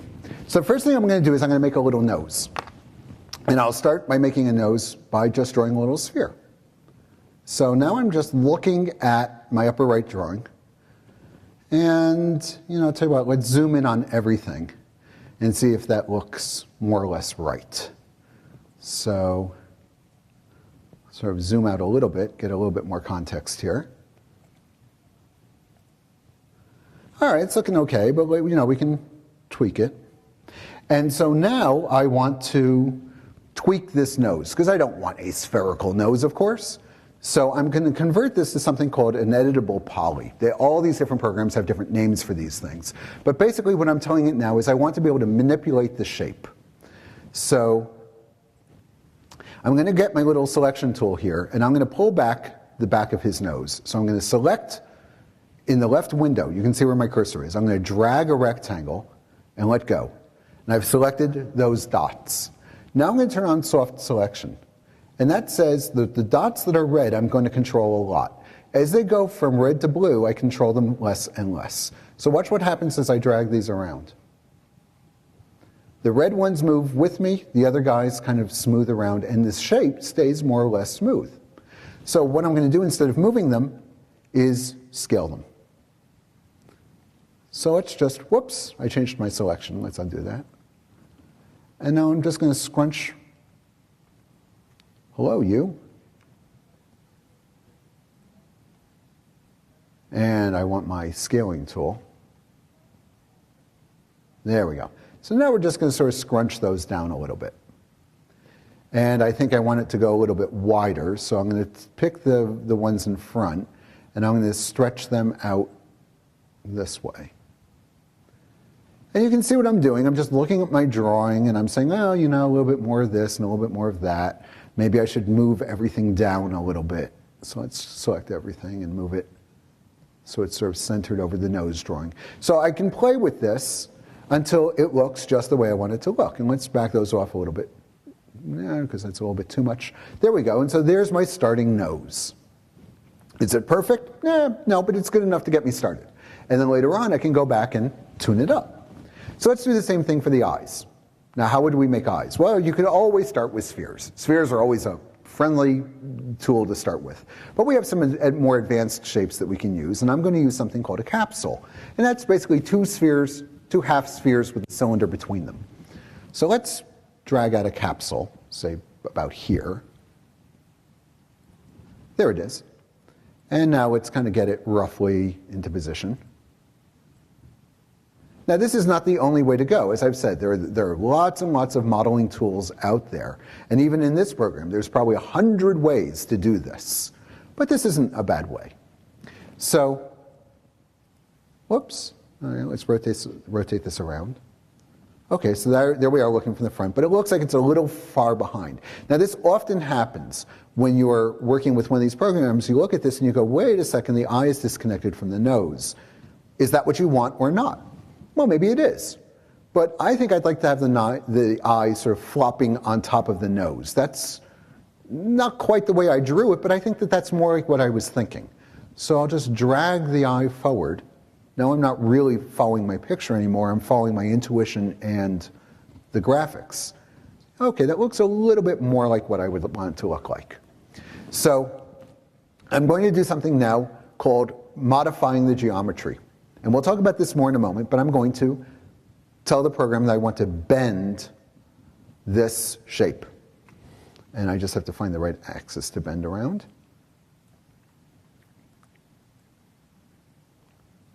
Well, okay, so let's bend it this way. So if you look at the three windows, you can see what I'm doing is I'm tumbling the shape around. But I don't have very many steps in the middle. So I'll tell you what, let's add more steps in the middle. And I'll go back to the bending. And we'll bend that thing around. And now I need to rotate it so it's sort of in the right spot. And again, this is kind of the way it goes. You sit there and you monkey with it. You know, all right, sort of get this to be positioned where I want. And then you translate it into position. And you play with the shapes until you say, oh yeah, that's kind of the blobby eye shape I was looking for. Now we're going to put a texture on it. And as we saw before, I created some very complicated high-res textures consisting of a black dot on a white field. So let's go ahead and select that texture. Tell it we want a bitmap. And we're going to go up to the wizards part of the directory and choose eyeball left, eyeball right. Let's go eyeball right. Okay, assign that to the material and draw it. And there's the eyeball. It's looking a little bit big, so we can use all these different tools to kind of scrunch it down. Whoops, I'm making it bigger. And I can move it around. And this is what's going to let me animate. Whoop, I can move it up and down. I can move it left and right. So let's put it back in the middle. Whoop. There we are. It's just sort of sitting there somewhere. And now I can make the other eyeball. I can make the hats. And bit by bit, I can make his mustache. This is the way you would go about creating one of these organic characters. You start with the basic shapes, and then you manipulate them one little piece at a time. So let's zoom out. So if I wanted to make the other eye, this would be the quick and easy way. What I'll do is I'll turn everything off. I'll select this guy, and I'll mirror him. Just like before, we'll flip him across in a mirror. We'll make a copy, and I'll just drag it from left to right. There we go, there's the other eye. Okay, so I want to position the eye right. I would probably bend it forward a little bit, and I would want to change the texture so he had the other, just in case I had a different texture for that eye. And then again, I can render this always, using all the default camera and lights right now. And there it is, and the eyes look a little too far forward for me, so why don't we push them back? In fact, let's select them both. There we go. And we'll just push them back a little bit. Render it again. Oh good, so there it is from the side. But we can also see it from the front. There. And we're starting to get the feeling for the wizard. So I don't want to go through the blinking stuff because what you saw, what I was having a little bit of messing around here before we started. It's having trouble finding these background files. The 3 pictures of the wizard. And it's just one of those file directory things. So I'm not going to spend a lot of time fussing with that because then we would be constantly reloading these 3 background pictures. But you get the idea. Let me load up one of the saved versions of this so that you see where we were going to go. Oh, it did bring it up this time. Well, we did well. So all I did here was the nose and the eyes that we just created, and then I made a hat, and I put this little texture on the hat. And then I created just this green ball as a placeholder for his face. I would later work out his face. But there's the beginning of the model. And if we were to rotate it a little bit, well, you can see his head is coming through his hat, which is not very nice. But nevertheless, it's a 3D model. So let's talk about how to make some of these more interesting models, and particularly like this bend thing that we just looked at. So we're going to reset everything. So let's look at how to manipulate things. Well, we've already seen the basics. I can grab a shape. I can make a shape easily. In this case, a donut. Let's make a couple of donuts. Make one here. Make one there. And I'd say I want them to interlock. All I have to do is grab one and rotate it. Boom. So what's going on there?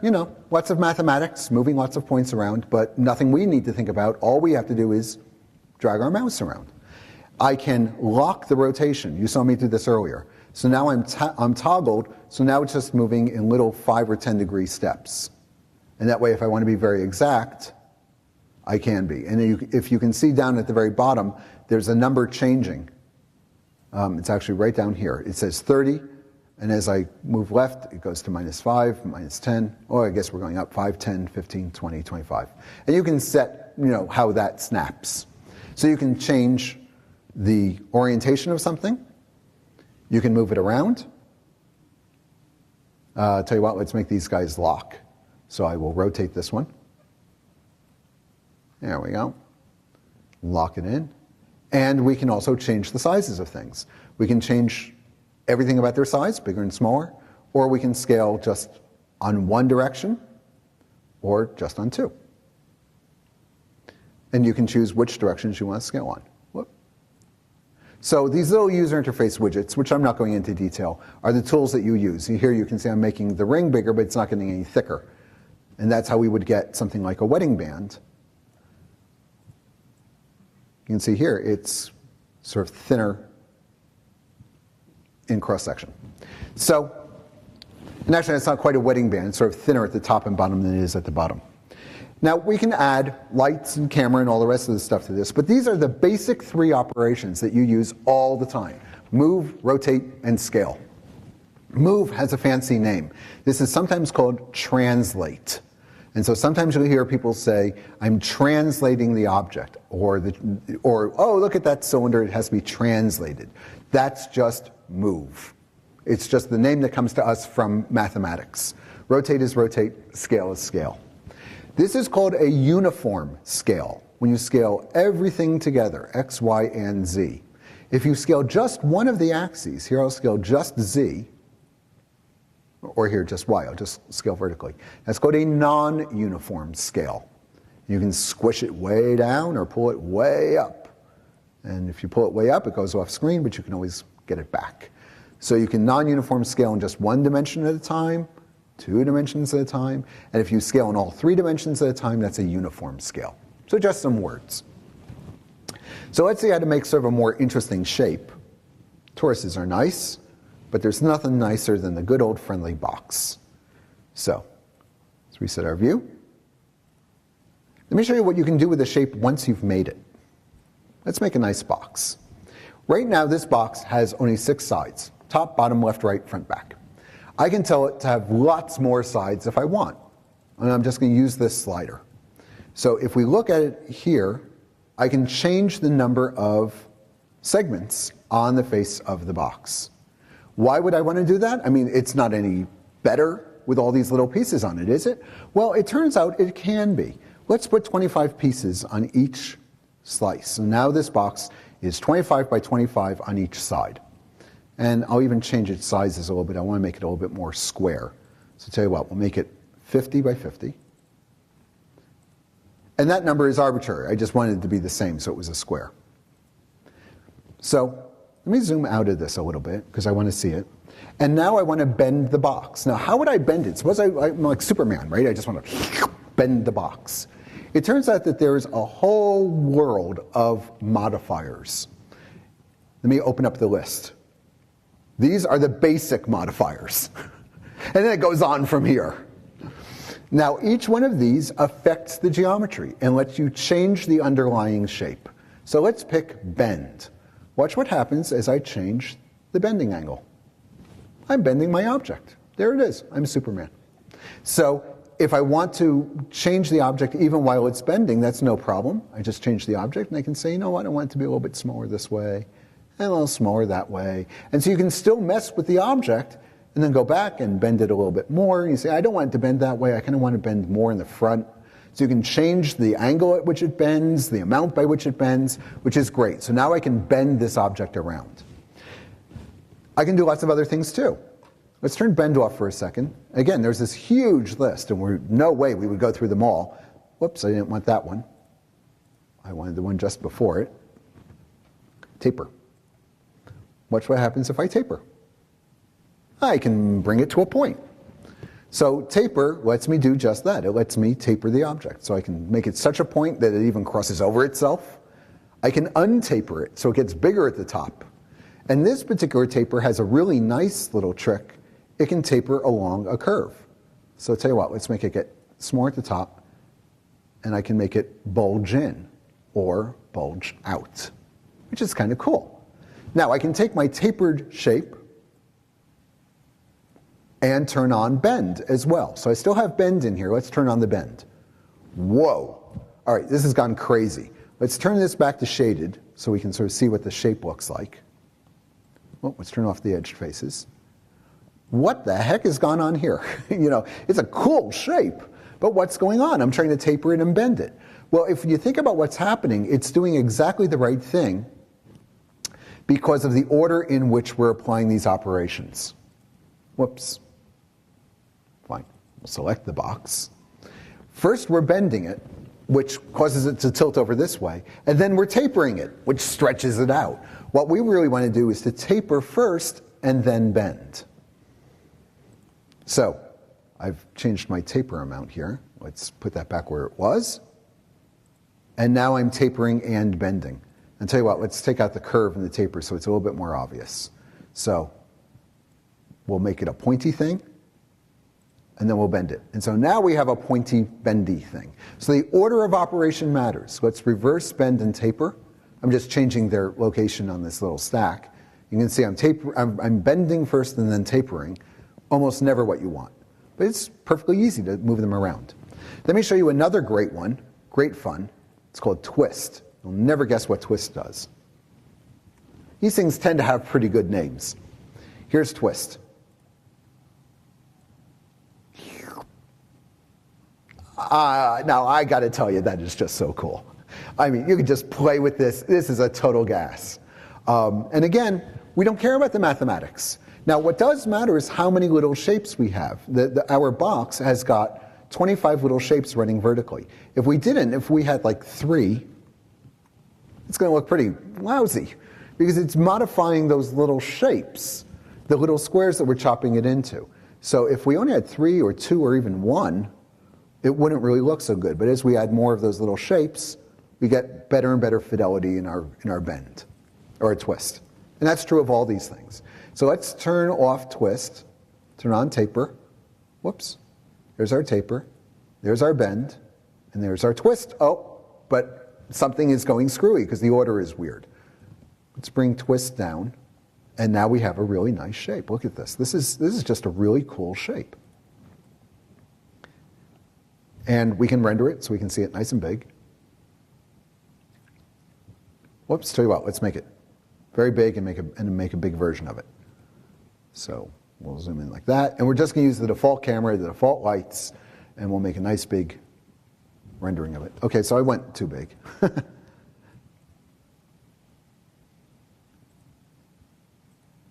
Well, hit the button. Helps to hit the button. And we're getting a really cool shape. So that's how you begin to make these more organic shapes. And you can see that there's still a little bit of straight line stuff going here around the outside, and we can solve that just by using lots more segments. And so often this is an iterative process where you say, well, I want to use as few segments as I can because that makes everything go faster. But I need enough segments to make everything look pretty. So, for right now, I'll just double it. Let's see what that looks like. Whoops, we want this window. And now things are looking nice and smooth around the outside. Did I use too many? Well, maybe I could back it off to 40 and see if that still worked. So this is the general technique. You start with these simple shapes and you modify them. We saw how to modify the ellipse by moving the individual points. We can also modify these things by adjusting these overall controls, like bending and tapering.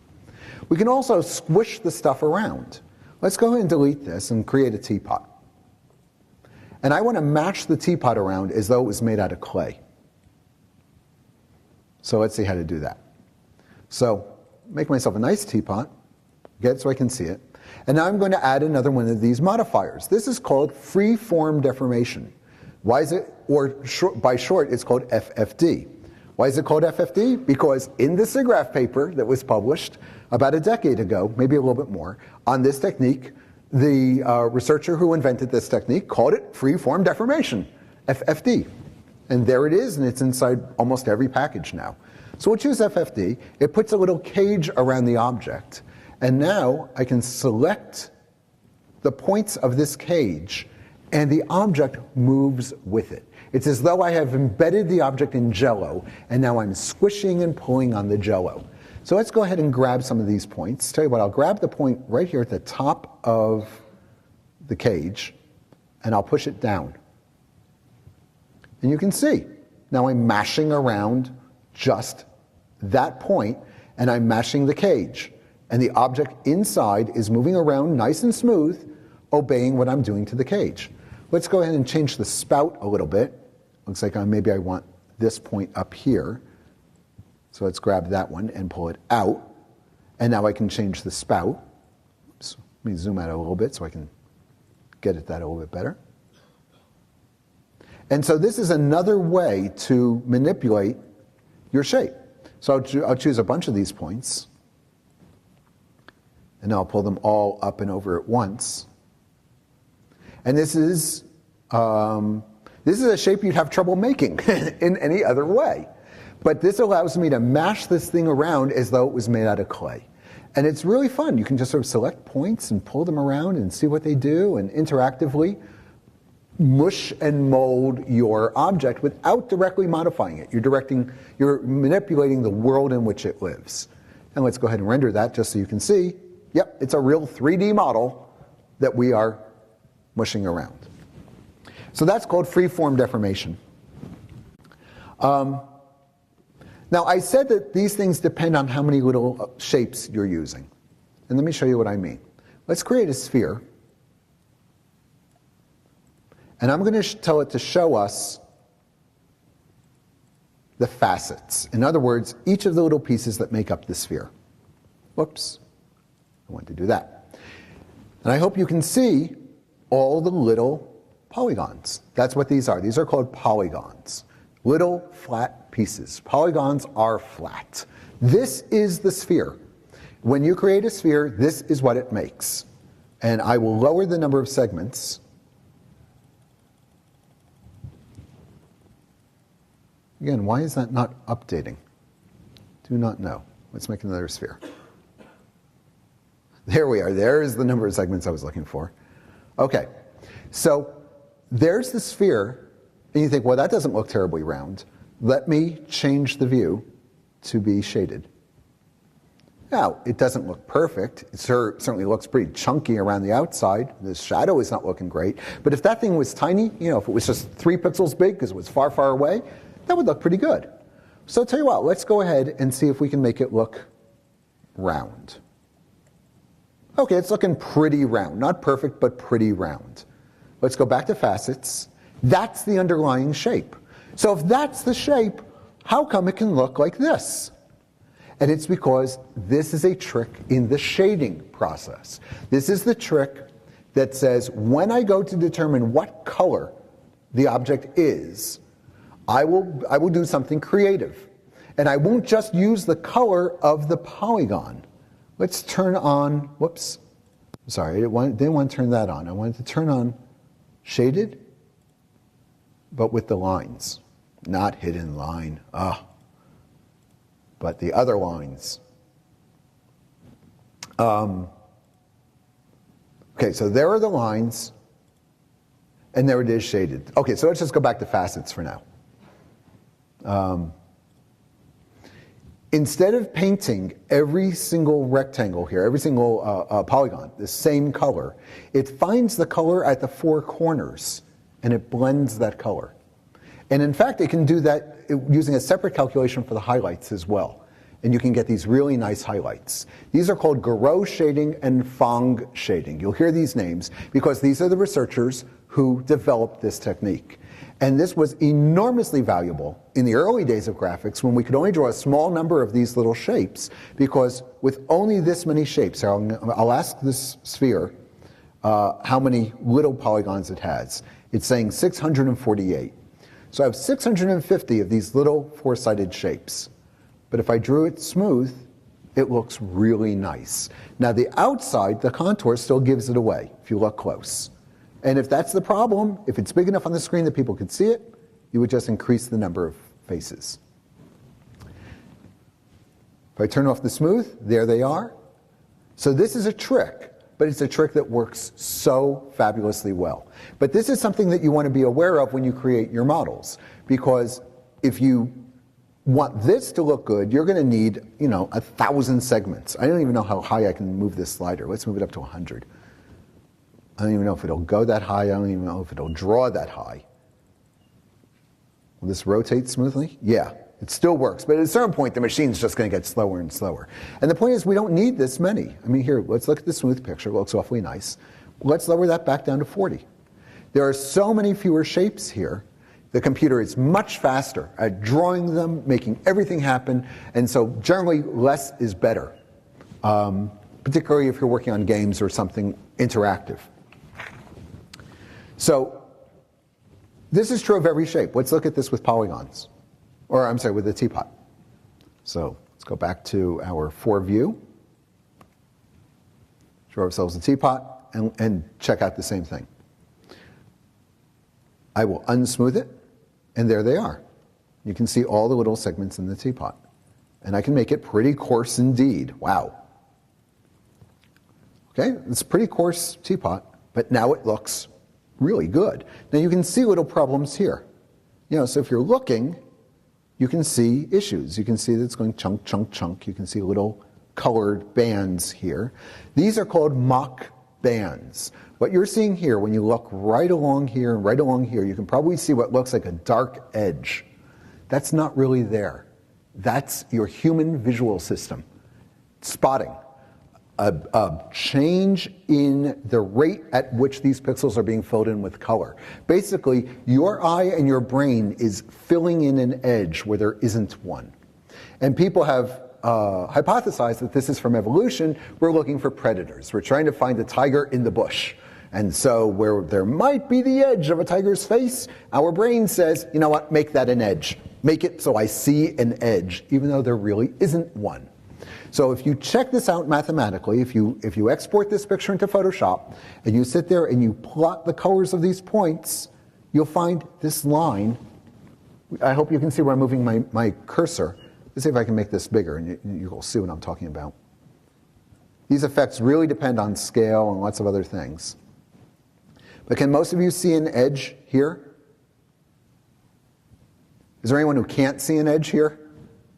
Okay, then you're all humans, because your eye is creating this little, and you might even see little artifacts here. Like I can see a little rectangle here on my screen. Very, very faint, but a little four-sided shape there. And if I use more segments, that will go away. If I use very few segments, let's see if I can make one of them really pop. Yeah, look at that one. So that means you're human.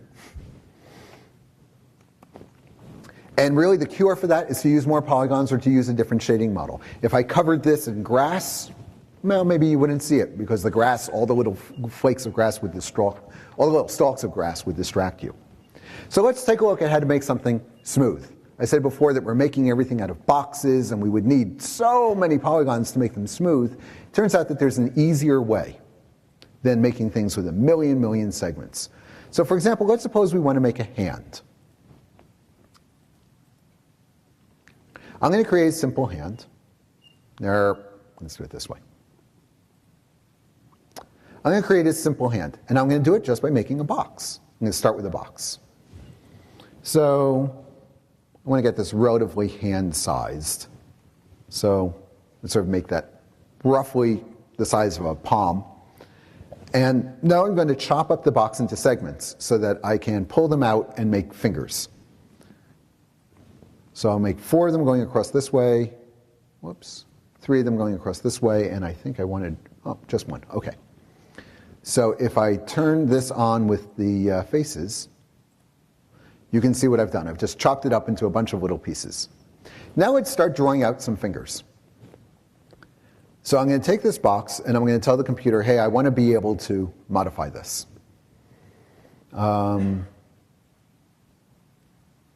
Graphite modeling tools, I want this turned on.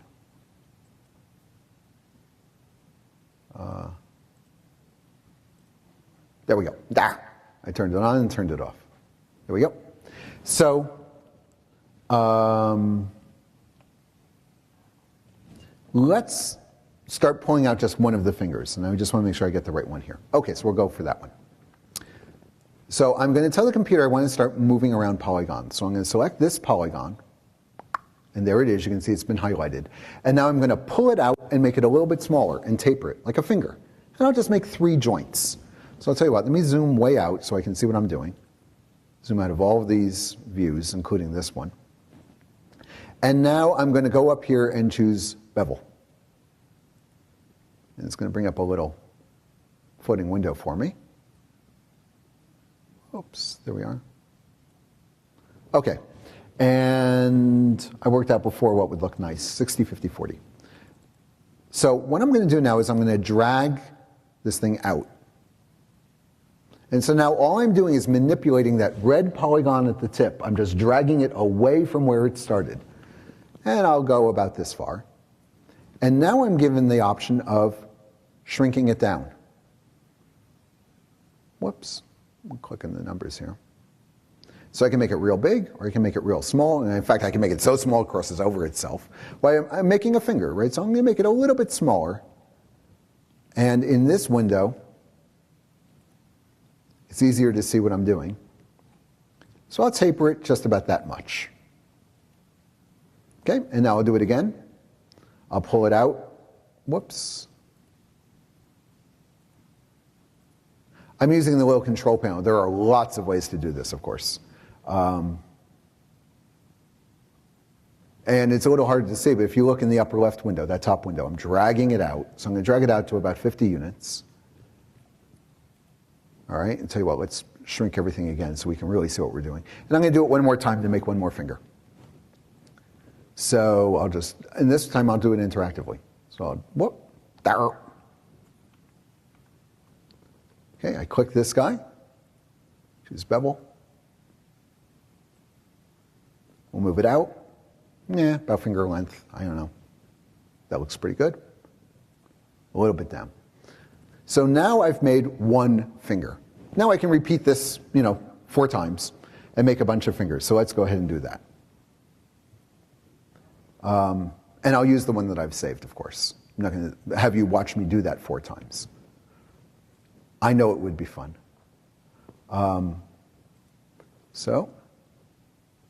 SIGGRAPH, saves, mesh smooth, 1. So now I've pulled it out. Whoops, I pulled out those fingers, and I also pulled out a thumb. And then I just used my moving tools to grab the points and kind of, move them left and rotate them a little bit. No magic here at all. Everything that I did to make this hand, we've already seen. So for example, let's just go ahead and mash it out a little bit just for fun. Tell you what, we'll move the thumb around a little bit. So I'll just grab the points of the thumb, and I'll say, you know what, I want to move the thumb. It's not oriented the way I like. I'll rotate it a little, I'll move it a little. Maybe I'll grab these points, I'll move them back a little. Rotate them so that they seem right. There, that's a better thumb. So all I did was take these faces of the box, pull them out, and then I manipulated them using move and rotate and a little bit of scale so that it looked roughly hand-ish. So here's my hand, but of course it doesn't look terribly like a hand at all. It's very boxy. Now I put a little texture on this saved version. You can see there's this little swirly texture on there, just so we can sort of see it better when I render it. So let's go ahead and render it. And there it is. There's the image. Tell you what, I'll render it big so we can see it better. This computer is capable of rendering big pictures. So there's our hand, but of course it's a lousy hand. We want to make it smooth.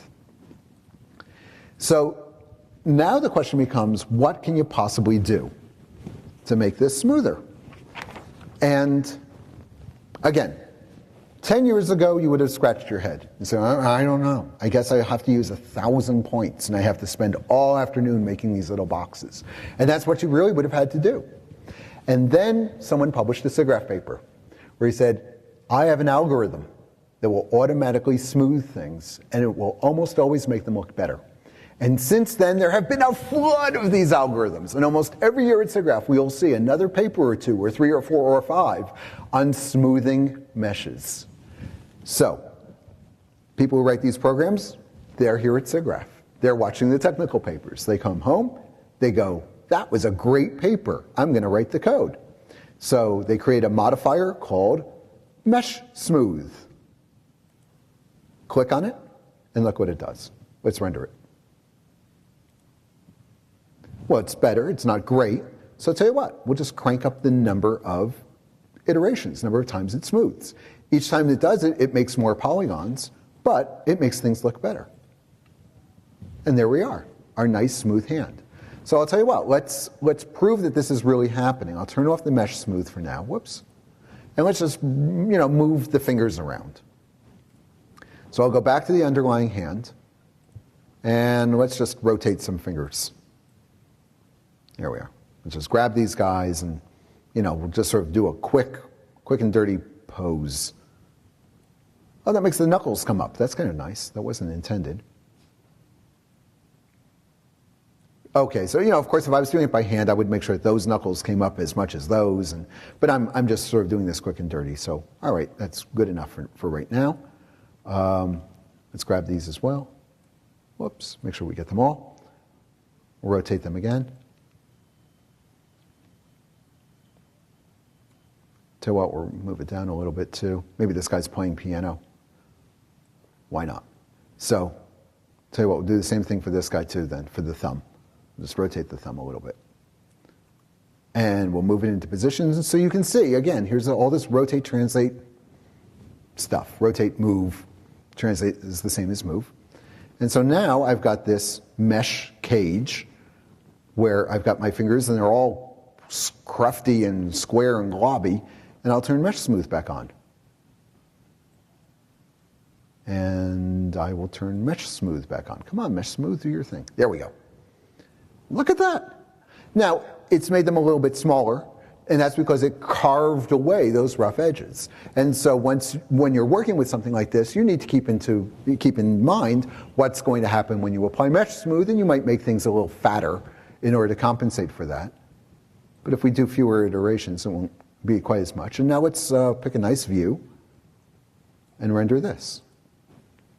So there's our nice, beautiful, smooth hand. And you can move those fingers around and animate them, and they'll look great. But it came from that. So once again, beautiful. We have algorithms that researchers have published here and turn into this one-click tool that lets you take any chunky, boxy thing. There was nothing special about this guy. You saw we started with a box, and I just put a smooth on it. You can smooth anything. It's a very, very flexible technique.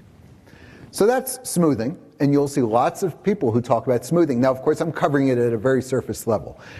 Often what people will do is they will go in and they will smooth, just the thumb, and they will tweak it and tune it. And there are lots of parameters here you can see for tuning up the smoothing operation.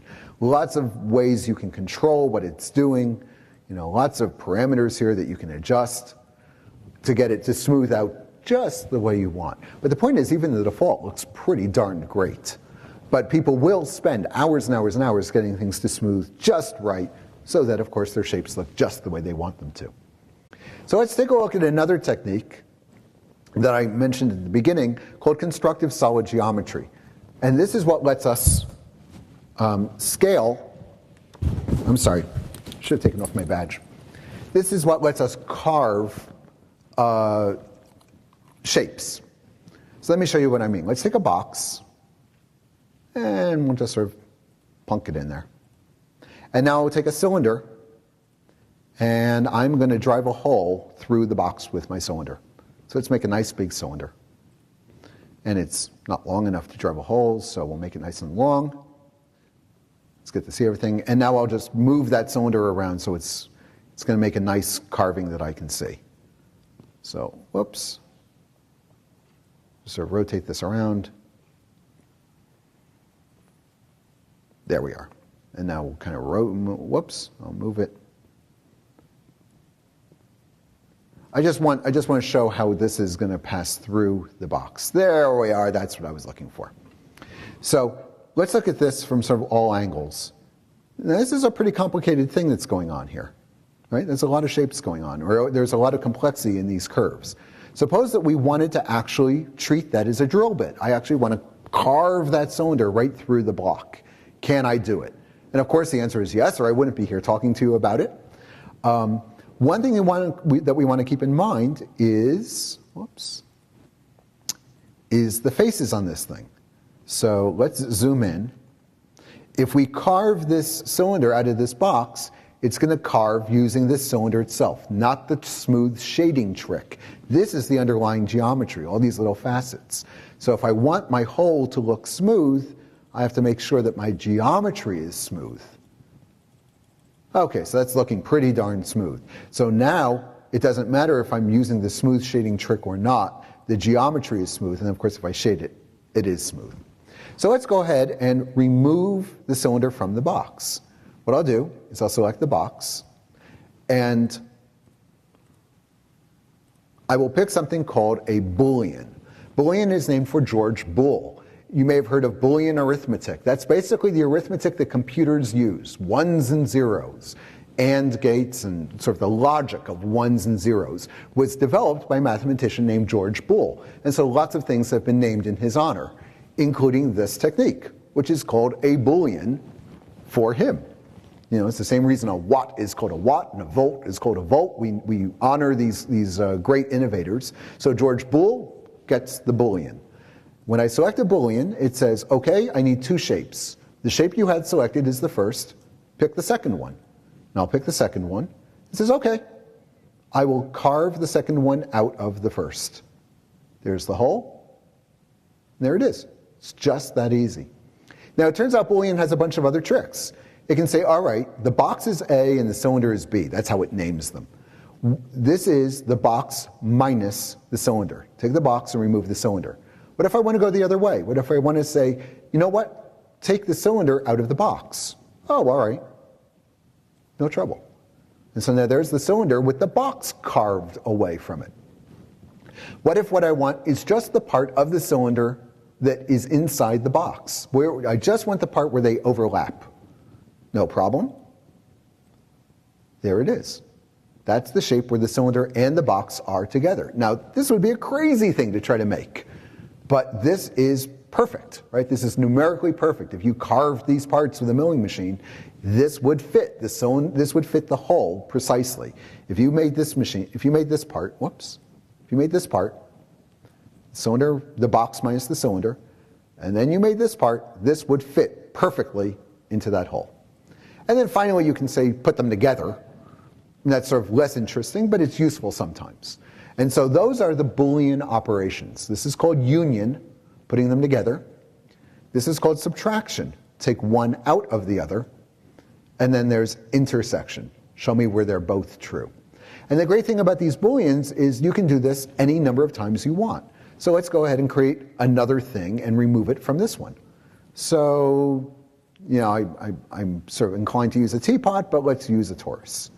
So let's see if we can. Yeah, I probably want to use all the views so I can get this in the right place. So let's draw the torus here, make it nice and fat. I'll drag it up to sort of go through this thing somewhere. So let's make it go through in a place that we can see it easily. There we go. And now I will subtract the torus from this, you know, shape, this cylinder with a, you know, cylinder inside of a box. So I'll come back over here. So I don't want to make another Boolean. Whoops, wrong one. Pick the other object,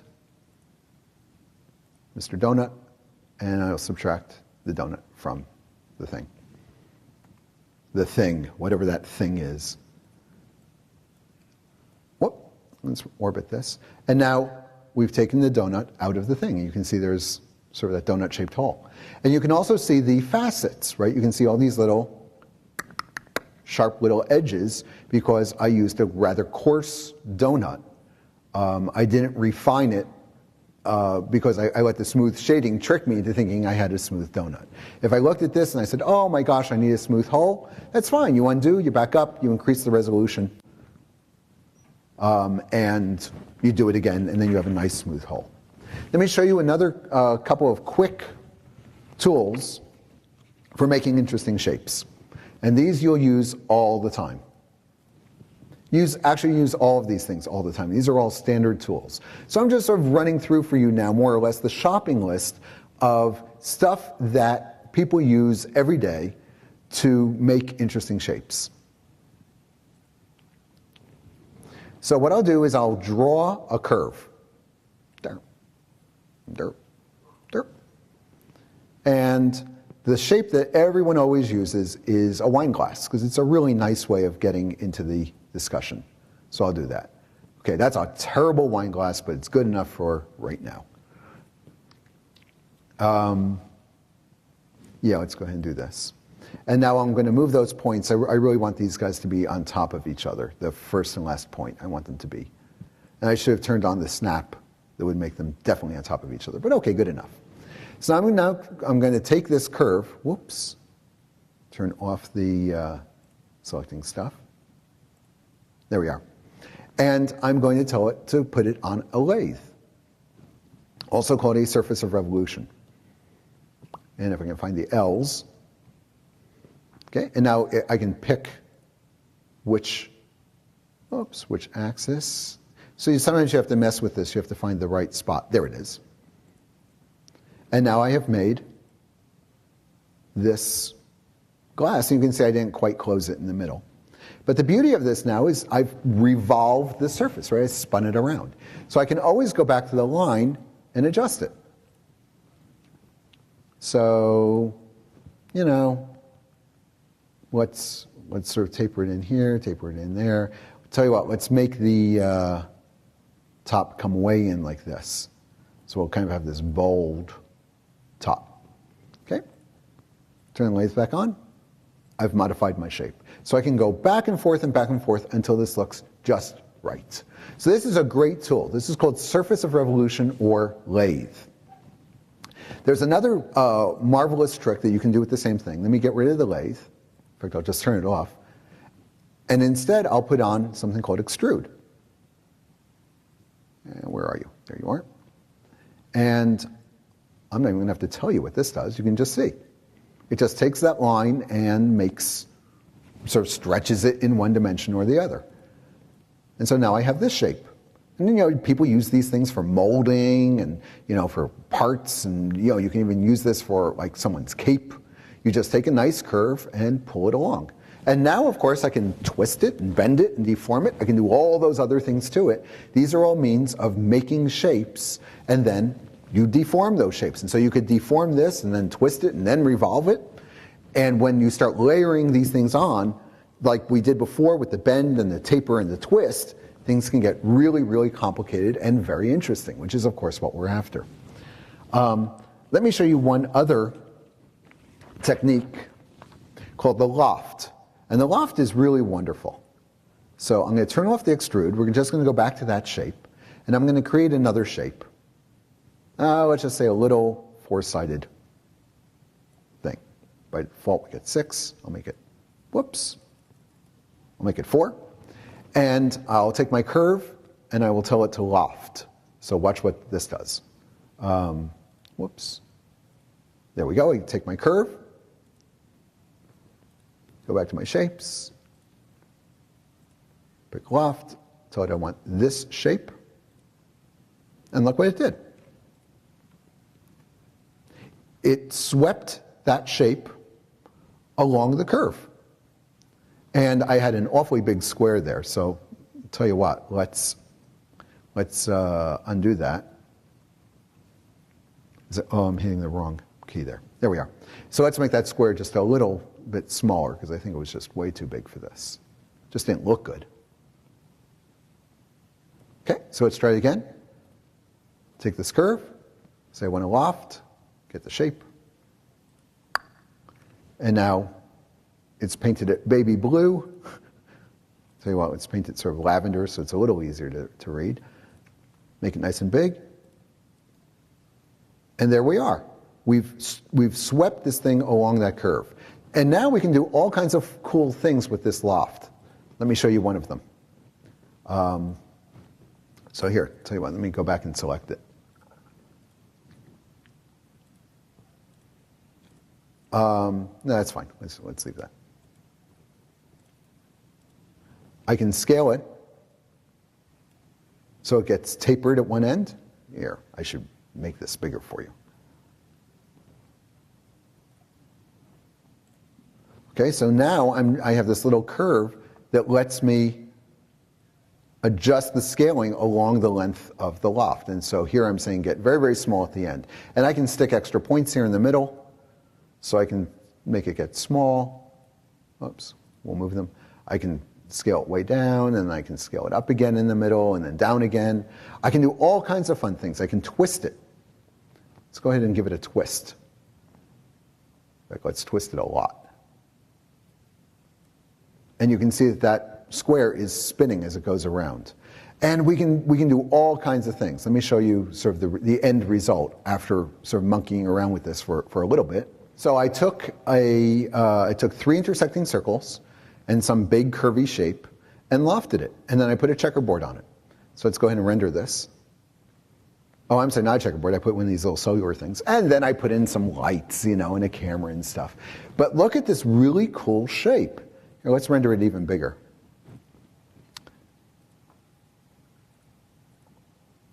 This is just this really cool organic shape.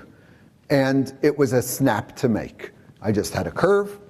I ran this little cross section over it, and then I changed what was happening to the cross section. And if I decided, it didn't look quite right to me, that I wanted to change other things, I can always go back and edit it. Again, the beauty of computer graphics is that you are never stuck. You can always come back to this, and let's go ahead and change it. So right now it's getting from very big, it's getting very small, so let's just stick a few points in here for fun. So I'll just arbitrarily go dink, dink, dink, dink, dink. And we'll move these things around. We'll make it get small, and then we'll make it get very big, and then we'll make it get moderately small. I mean, you can see the changes that are happening. And we'll make it get big again at the end. There we go. And now what does that look like? Well, let's render it out. So it gets big and small and big and small and big. And so all of this can be animated over time. And so now we've just made a snake that can eat a mouse, right? Just make the snake small everywhere.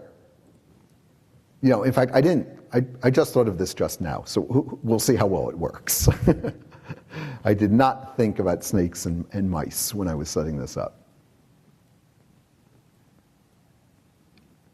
But here, there's the mouse. All right, we'll make the snake very small there at the end.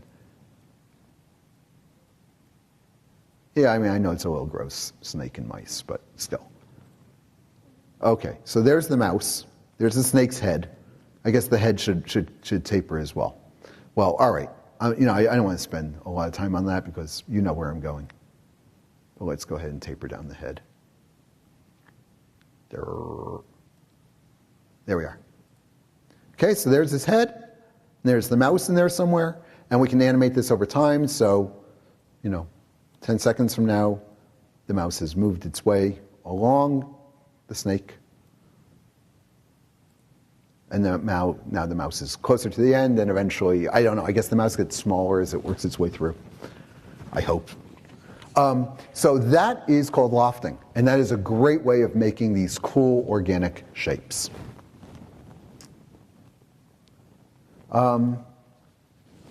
Okay, so I'm going to show you something called morphing.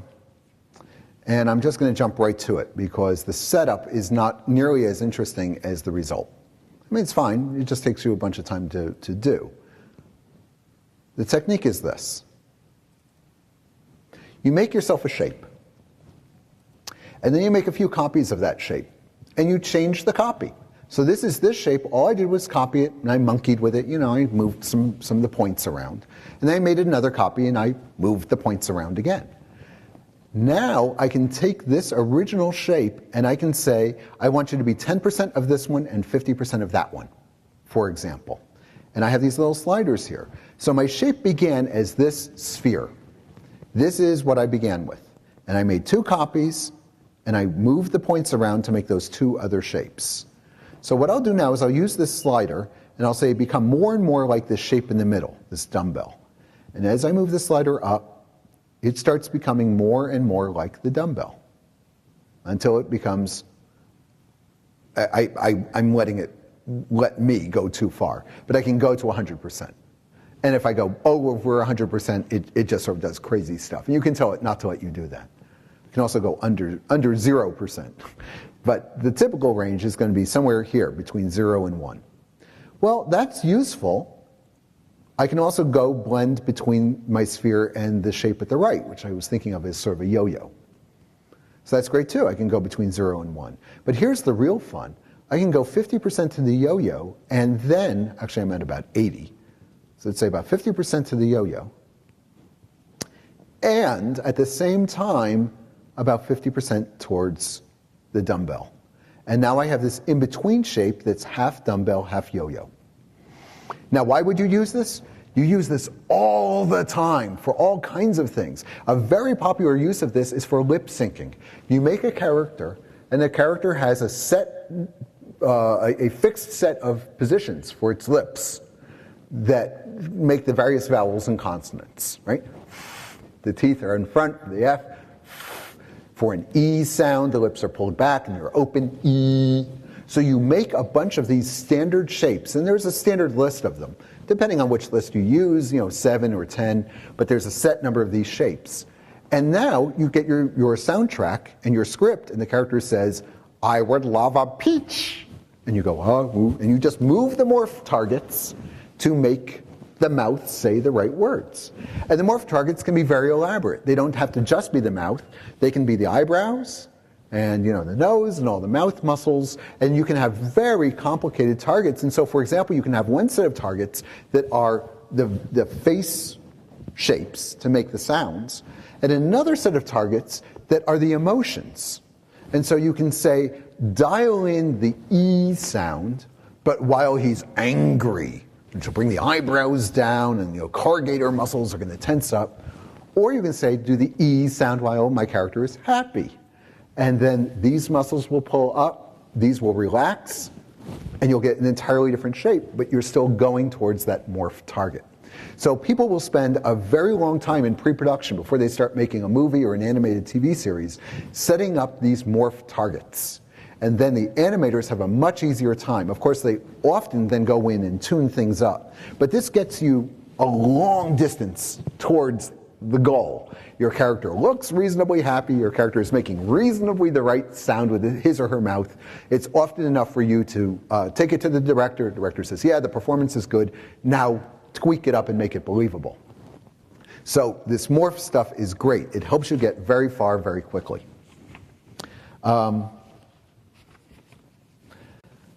Let's talk a little bit about textures, and then we'll talk a little bit about rigging. And that will wrap us up. So I mentioned before that textures are how we put surfaces on things. And so you saw how we applied a texture to an object. So let's make a sphere. And then I would call up my material editor, and I might say, what I want to do is I want to make the sphere sort of a red color. And I'd like it to be kind of shiny. And you can see in the preview it's kind of shiny. But I want to make it with a smooth surface. Now, what am I doing here? I am manipulating the numbers, the parameters that describe an underlying equation. The equation I'm using right now is, if you can see in this tiny little type, Blinn. This is the Blinn shading model, published at SIGGRAPH by Jim Blinn, who said, here's a model that you can use to create the properties of various plasticky looking surfaces. And if I assign that to my material and I render it, sure enough, it's sort of a plasticky red thing. There are other shader models. There's a model meant just for metal.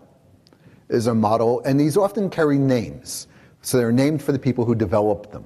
One in particular, the Fong model, we've heard before, we've seen that. And if you remember the gentleman who introduced me at the beginning of the class, Paul Strauss, well, here's the Strauss model, published by Paul Strauss. And people read the paper and said, that looks great, let's use it. And I'll show you what the Strauss model looks like. Nice magenta picture. We'll make it kind of glossy. Oh, and you can see I'm getting this little curve here to kind of help me pick my shape. Whoops, and let's render it. Slightly different look, because that's the Strauss model. Now, there are lots and lots of these different models. The beautiful thing that's happened recently in computer graphics, say in the last decade or so, is that we have moved beyond just these half a dozen fixed models. Now we have a more general technique called a shader. And a shader is a little piece of code that a programmer writes, and there are some drag and drop interfaces for this, but often they're written by programmers in special languages called shader languages. And it's a little program just like any other computer program, but what it does is it takes in geometry and where the lights are and where the camera is and the nature of a surface, and it gives you back a color. And it says, this is the color you would see if you were looking at that object under these lighting conditions. And these programs can get very complicated. And in fact, nowadays, when you go to even something like this, all of these little options, these are now all implemented as shaders. These are all just little pieces of code now. And if they wanted, they could make that list 100 long. And in fact, they have. The list is hundreds and hundreds long because that's what happens when you come over here to this maps area. If I say, oh, I want to change the one of the characteristics. Tell you what, let's go back to the blend model, just so I can make this easy to see. And I'll change the diffuse color. Where is it? There it is. So these are now all shaders. And there are tons of them, tons and tons and tons, and you can find them on the web, and you can buy them. And there are people whose business card says shader. This is what they do for a living, all day, every day. They write shaders, they make objects look beautiful. So for example, we can bring up the wood shader. So I'll select wood, and I'll apply it. And let's just see what we get from the defaults. We'll render it. Okay, it's kind of woody. Right? And now we can start changing things. We can change the color of the wood. We can change the various numbers that it's using for the grain thickness. You know, I don't really know this one, so I'm just going to mess around with these numbers. Let's just change them and see what it does. Okay? Okay, different wood. So these are incredibly useful little nuggets of code. So people often say, I'm going to texture my object, I'm going to shade my object, or I'm going to apply a shader. Writing shaders is, as I said, it is now a profession. It's a very honorable and fascinating profession. If you are very technically inclined and very artistically inclined, you may love to write shaders because they tickle both sides of your brain. To write a really beautiful shader, you need to be an artist. You need to observe reality or whatever it is you're looking to make, your robot, your Rust, whatever it is. So if I wanted to make this picture in front of me, which has little beads of water and it's got an interesting shape going on, I would have to really understand this. I'd have to look at it with a painter's eye. Then I'd open up my program and start, or my text editor, and I would start writing computer code. Now I'm a technical guy and I'm writing equations and I'm computing variables and mathematics to try to capture what I saw visually. And you will often iterate. You know, you run it, doesn't look right, you relook, you recode, you relook, you recode, and writing shaders can be tremendous amounts of fun. And again, this is what many, many people do. So quick and dirty, there are tons of them built into all of these systems. Do you need more? You can find more on the web. You can hire somebody to write them. Or you can really bite the bullet and create your own. Let me talk about rigging a little bit. Actually, while we're talking about rendering, there are a couple of techniques for rendering that you will hear people talk about quite a bit. So tell you what, let's do this. So here I've made a glass. You can see it's very faint because it's mostly transparent. So I've made a little glass and there's a straw sticking through it. And it's sitting in a world of 3 checkerboards. So the preview doesn't look like much. Now let's render that. There we go, that's what I was looking for. So notice what's happening in that glass straw, or I'm sorry, in the straw where it goes into the water. You can see it's kind of taking a little jump. And that's what real straws do. And you can also see that the checkerboard behind the glass is being distorted because that's what real glasses do. And you can see that there's a lot of sort of noisy stuff at the bottom, and if I told the computer to spend more time, it would clean that up. So what we're seeing here is refraction. The fact that when light passes through different materials, it goes at different speeds, and that changes the appearance of the material. And so when light goes through water, it slows down, and that causes these various optical effects. To get these, so how come we haven't seen these before? Well, we haven't been drawing things with transparency really, but that's easy enough. There was, again, a very famous paper published here at SIGGRAPH by Turner Whitted, and I think it was in 1980, where he developed this technique called backwards ray tracing. Ray tracing is an old idea in physics. It's what opticians use to build lenses and to understand optical systems. They would take rays of light and they would treat light as little billiard balls, and they would follow the billiard balls as they bounced around a scene. And the brilliant insight that Turner Whitted had was, let's run this backwards. Computationally, I don't want to trace 4 billion photons. I only want to trace the ones that matter to me. So without getting into details, that's what he did, and it worked beautifully. And now we were able to do stuff like this. These refractions, we were able to do shadows, we were able to do reflections, and I think I have a shadows example. Oh, I have a reflection, so let's open that. So this is actually sort of an homage to Turner's original image, where he had objects on spheres on a checkerboard. You can see, and I just rendered this, right? I rendered this in real time. I don't want you to think that this was a canned picture. Let's go ahead and rotate it a little bit. And there it is. So we're actually finding the reflections. And you might think, well, sure, of course, the real world reflects. Why wouldn't it? Well, this was a breakthrough in computer graphics not that long ago. And we just had this, again, this fabulous paper here at SIGGRAPH that said, here's how to do reflections and sharp shadows and refractions, light traveling through different materials, all in one unified algorithm called ray tracing. And people said, that is wonderful. And we've loved ray tracing ever since. There's another model that is very popular called radiosity. And I don't have a radiosity demo. They take longer, and typically they are a slower process. What radiosity tries to do is it typically does not run in real time, although people are working on that. What radiosity does is it looks at the entire scene and tries to simulate how the light is bouncing around until it's kind of figured out where the light is going everywhere. And so, for example, in the corners of this room and along this edge where the top meets the wall, you can see it's darker up there. Radiosity will pick that up. It will pick up those soft shadows as they move. The soft shadow here, besides where this big piece on the wall is coming down against the wall, and you can see underneath the shadow, is not crisp. Right? The shadow fades out smoothly. There are forms of ray tracing that can handle that. Radiosity will also handle that. So radiosity is a technique for typically handling these very subtle but beautiful and meaningful variations in light in a scene. That's really its core strength. Ray tracing has a different core strength. It's able to do this kind of thing: reflections, refractions, and sharp shadows. And people, of course, have worked very hard at blending the two together. And there are lots of papers here at SIGGRAPH every year on improvements to ray tracing, improvements to radiosity, and improvements to hybrids. And almost every program you buy today is using some sort of a hybrid to produce these beautiful rendered images that we get when I click render. And you typically have a million controls, and you can sort of say, I want this much radiosity and this much ray tracing, and you can adjust each of these things to get just the combination that you want. Let me show you another example of the output from this.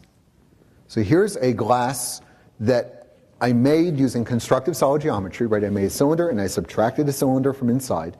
And then I put the cylinder back in, but I filled it with water. So now I have a glass, literally a glass filled with water and a straw inside. And let's render that. Wow. 10 years ago, this was like eye-popping. Now we go, well, of course you can do that. But the beauty is, of course you can do that. Now it's easy to do with a click of a button. And this is all ray tracing effects here. These beautiful things that are happening here at the bottom, and the fact that we have water, you can really see the surface of the water in the glass. And of course, if you wanted, you could sort of dink up the surface of the water to make it clear that it was water. So I want to show you two other things very quickly. I was going to talk about doing more animation, but I think we kind of covered that. I just want to show you what rigging is about, because you will hear this word. People are going to talk a lot this week about rigging. If you go to the various seminars or the various courses and panel presentations on how we did this movie, how we did that movie, and there are lots of them, and they're absolutely fascinating. Odds are somebody somewhere is going to talk about how we rigged our characters. And they may spend a lot of time on it, and that may even be the whole point of their presentation, may be our rigging techniques. And in fact, it was just an online webinar on that. So let me show you what rigging is about. And I'm not going to do it. I'm going to jump through my canned versions. So here I've made a little egg bot character. Right? He's just a little eggy guy. He has an eye. He has 2 feet. And I did all this the standard way, right? I made a sphere and I squished it. I drew lines for the feet. I made a circle. I lofted the circle along the foot. I changed the scale to taper the foot. And then I changed the scale at the end to give him a big foot at the bottom. So nothing here we haven't already covered. But what is different, and so that's what he looks like, a very boring little guy. But what is different is that there's stuff inside of him. So let me turn off the eggbot for a moment. So here I've put in some lights and stuff, but the key thing I want you to see is what's inside of the eggbot.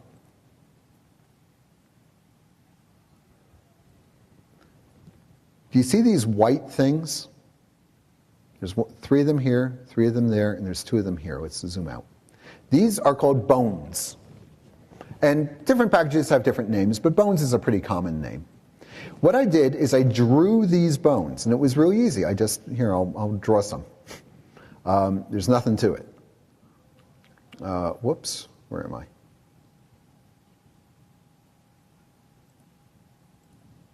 Yeah, and just clickety, clickety, click. There's nothing to it.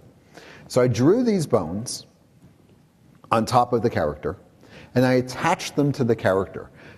Now, when I grab this big plus sign, notice there's a big plus sign at the bottom of this foot, big plus sign at the bottom of this foot, and there's also a big plus sign here at the top of his head.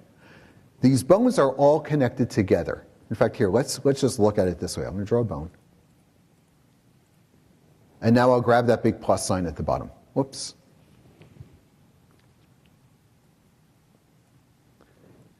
As I grab the different bones, notice what's happening. All the bones beneath me are moving with me. So I can move the whole leg, and I can move just this little piece of the leg, and then I can adjust the knee, and I can move this over here. So that's one way of making bones. An alternative is to actually have them tied together. So let's do that. Now, when I move this bottom thing, the whole bone comes along for the ride. Look at that. Imagine making a spider's leg. So all I'm doing is dragging the thing at the bottom. You saw what I did. I just went clickety-click. Boy, is there a lot of math going on here. None of which you need to care about. But I'll tell you the word or the phrase is inverse kinematics. That's what's happening here. And so when you hear people say, oh, I'm using inverse kinematics, what they mean is I drew something like this sequence of bones, I grabbed the point at the end and I yanked it around. The first point stayed fixed, although I can always move it, but I can grab the end point and it drags along all the bones. So why is this useful? Well, what if I draw the bones inside of my eggbot and then I tell the computer, connect the bones to the eggbot. So I have a shell of an egg and the shell of these legs, just a bunch of little polygons, you can see them, and I have these bones inside, and I told the computer, connect the bones to the shell. What happens if I grab the bone? Whoops, let's grab the bone and not the floor. The leg comes along for the ride. That's not 2 different pieces. That leg is 1 piece. And I can grab the whole eggbot. Whoops. I can grab his other foot. Oh, sorry. I can grab his other foot. And I can grab his head. I'm pulling around his head. Now, if you go too far, it'll start to break, and so you need to fix your connection. This is called rigging. This is, again, another specialist task. People spend days or weeks rigging their characters, getting all these bones in just the right place so that each bone affects just the right amount of the character. So when I move this bone, I'm moving the, I'm sorry, I didn't grab the bone. Ah, there we are. If I can grab the bone, there we are. Now I'm moving around just the main body. And notice, I mean, look at this. This is just tremendous. If I want to make this guy dance, all I have to do is move my, there he is. If he had a beat, we could be doing real-time dancing here. So this is just a real quick and dirty rig. And notice what's going on up top. It's breaking when I go too far. But look at this behavior I get when I fly. This great sort of ballet stuff. It's trying to stick to those points at the ends of the bones, but it's obeying my mouse. So this is rigging. When people say, I rigged my character, and typically, again, it's a specialist task that can take a great deal of time because you want everything to move just so. When you move a finger, well, it's not a rigid body, right? This stuff, but the fatty tissue here bunches up. And when you bring your elbow together, the skin folds in, and this muscle lifts. And if I'm a bodybuilder, that muscle is going to lift a lot more, and we're going to see tension lines along here, and this is going to pull. And that's all stuff that you build into the rigging. And sometimes people separate this into two words. They say rigging is laying in the bones, and then skinning is telling the computer how the shape moves as the bones move. Here I've rigged and I've done skinning and I've animated it. So let's open that up. So all I did was take those 3 points, the bottoms of his feet in the middle of his head, and just real quick and dirty. I mean, I was thinking I would do it here in real time. I just moved them around and saved a few keyframes. So let's make this thing big.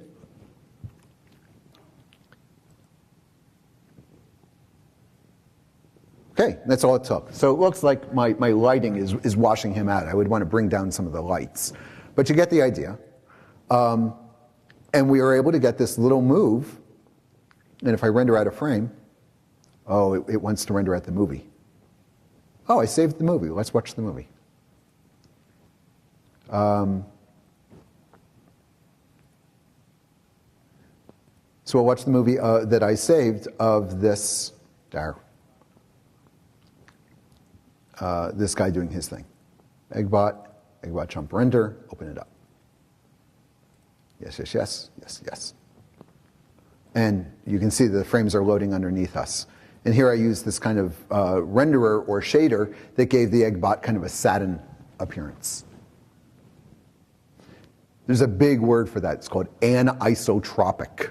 It means it does not reflect the same way in all directions. And if we run that, there's my little guy doing his plie or whatever that ballet move is called. So that's what skinning is all about, skinning and rigging. When people talk about, oh, I spent all day rigging, this is what they're doing. They're putting bones in their character and they're telling the computer, here's how each bone affects my character. And I can show you the essence of that if we zoom in on Mr. Bot here. Whoops, let's select this bone if I can. And we'll go to, tell you what, we'll go up to him, go to the skin modifier. And now we're looking at what this bone, there's one bone going from here to the knee. These are the little control points that bone is modifying. And a quick and dirty set of tools are given to you for controlling which points get modified. And then often you go in by hand and you tweak, tweak, tweak. So we can just, tell you what, I'll zoom out a little bit and I'll just walk through the bones. And so I did this by hand. I got each bone just where I wanted it. And then I said, these are the vertices that bone controls. And you can see why we were getting those breaks before, because this bone only controls this. It doesn't control anything down here in the body. That all belongs to this other bone. So that's why this was turning and we were getting that hard edge. If I was a real rigger, if this was a real character, I would spend a lot more time on that.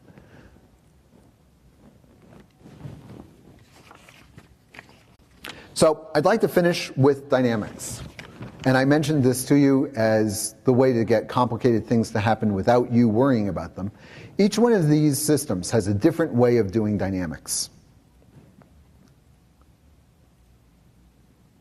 And it's not hard, but you have to learn them and you have to say, oh, this happens before this.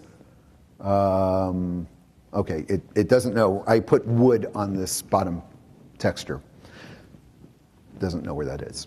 So here's a little scene consisting of some rods, a little tube and a floor, and a teapot. And I'm going to tell it, I've assigned masses to these things. I've told it how much each one of them weighs. And then I gave it a little shape. And now I'm going to tell the computer, now I've saved nothing here, right? We're going to do this in real time. I'm going to click the button and the computer is going to apply gravity and let stuff happen. So let's click the button and here comes gravity. And it's running that in real time. And if we said, you know, that didn't really look the way I wanted it to, no worries. Take your teapot, move them over that way maybe, and run it again. And there he goes, rolling around. Holy smokes, is there a lot of math going on here. Now this, again, is the result of a lot of published SIGGRAPH research. And people still work on this problem very hard. We want to get solutions that are fast and accurate and controllable. And we can see that little cylinder is just rolling right off the table. We really want to be able to get to these systems to the point where they're just natural to use. And they're not quite there yet. But look at how good this result is. Now, once this happens, you may say, well, I don't want that. You know, I don't want this thing that the computer came up with. I want to be able to tune it. You can. You can say, save that animation, and then you can go in and tweak it any way you want to give it personality. So you can make things bounce a little bit more. You can make things change colors or change shape any way you want. And you'll probably have noticed that at the very beginning I deleted a piece of cloth because I wanted to show you everything running without the cloth. Let's go ahead and throw a piece of cloth in there. No worries. Once again, there's probably a dozen SIGGRAPH papers on cloth and more coming all the time. Cloth is not easy. Doing it well, doing it in real time particularly is super hard, but watch what we can do in real time. I'm just going to click the button. Okay, computer, do your thing. Pretty sweet. And now I can change the parameters of the cloth. I can make it harder and softer and more springy. Here it's slightly transparent, so that's why we're getting all that little scintillation. It's faking the transparency for us. If I go back, I mean, we can render it, of course. There we go. So can we render at that frame? Okay. Yeah, there it is. I mean, it's kind of small. We can make it a little bit bigger. And we've lost my wood on the floor, but that's what it's complaining about here. And so there it is, our slightly transparent cloth sitting over our teapot, over all those rods. And if we decided we really wanted the cloth to slide off of the thing, there we are. All we have to do is go back to the beginning, move the cloth where we want it. How about, let's zoom out a little bit so we can see where we are. Yeah, how about just a little bit off to the side? And run it again. This is just remarkable. This is not something that, you know, we could have done even just a few years ago. It still blows my mind that I can do this for you in real time. It's just amazing. Well, zoom out just a little bit more. I want to see the whole thing here. Okay? And let's run it again. There we go. And it slides off. Beautiful. So, that brings us to the end of the course. We actually do have, we're sort of over time. So I was hoping to have a little bit of time for questions and answers, but you know what? We can do questions and answers, what they call offline. We can do them up here. And of course, you can talk to me all week long. I'll be everywhere. If you want to write to me or contact me, here's my contact information. There are a couple of things I want to say before we split and you guys head off. The first is, and maybe this is the most important thing, if this is all you take away from here, the words, the concepts, the techniques, I hope that they've been useful. The most important thing here is that this is really a very friendly community.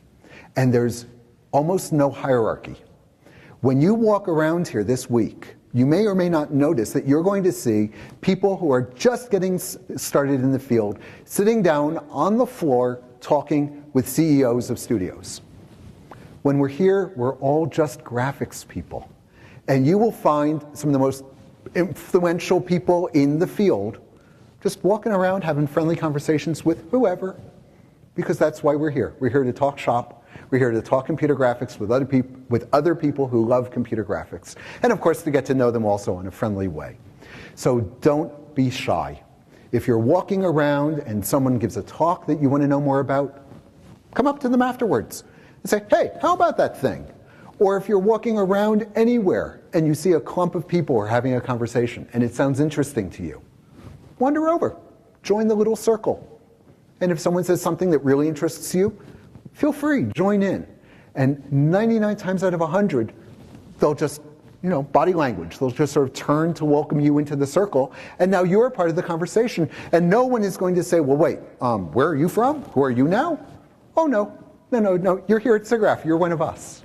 So you're now one of us, whoever we are, and we're one of you. Welcome to the tribe.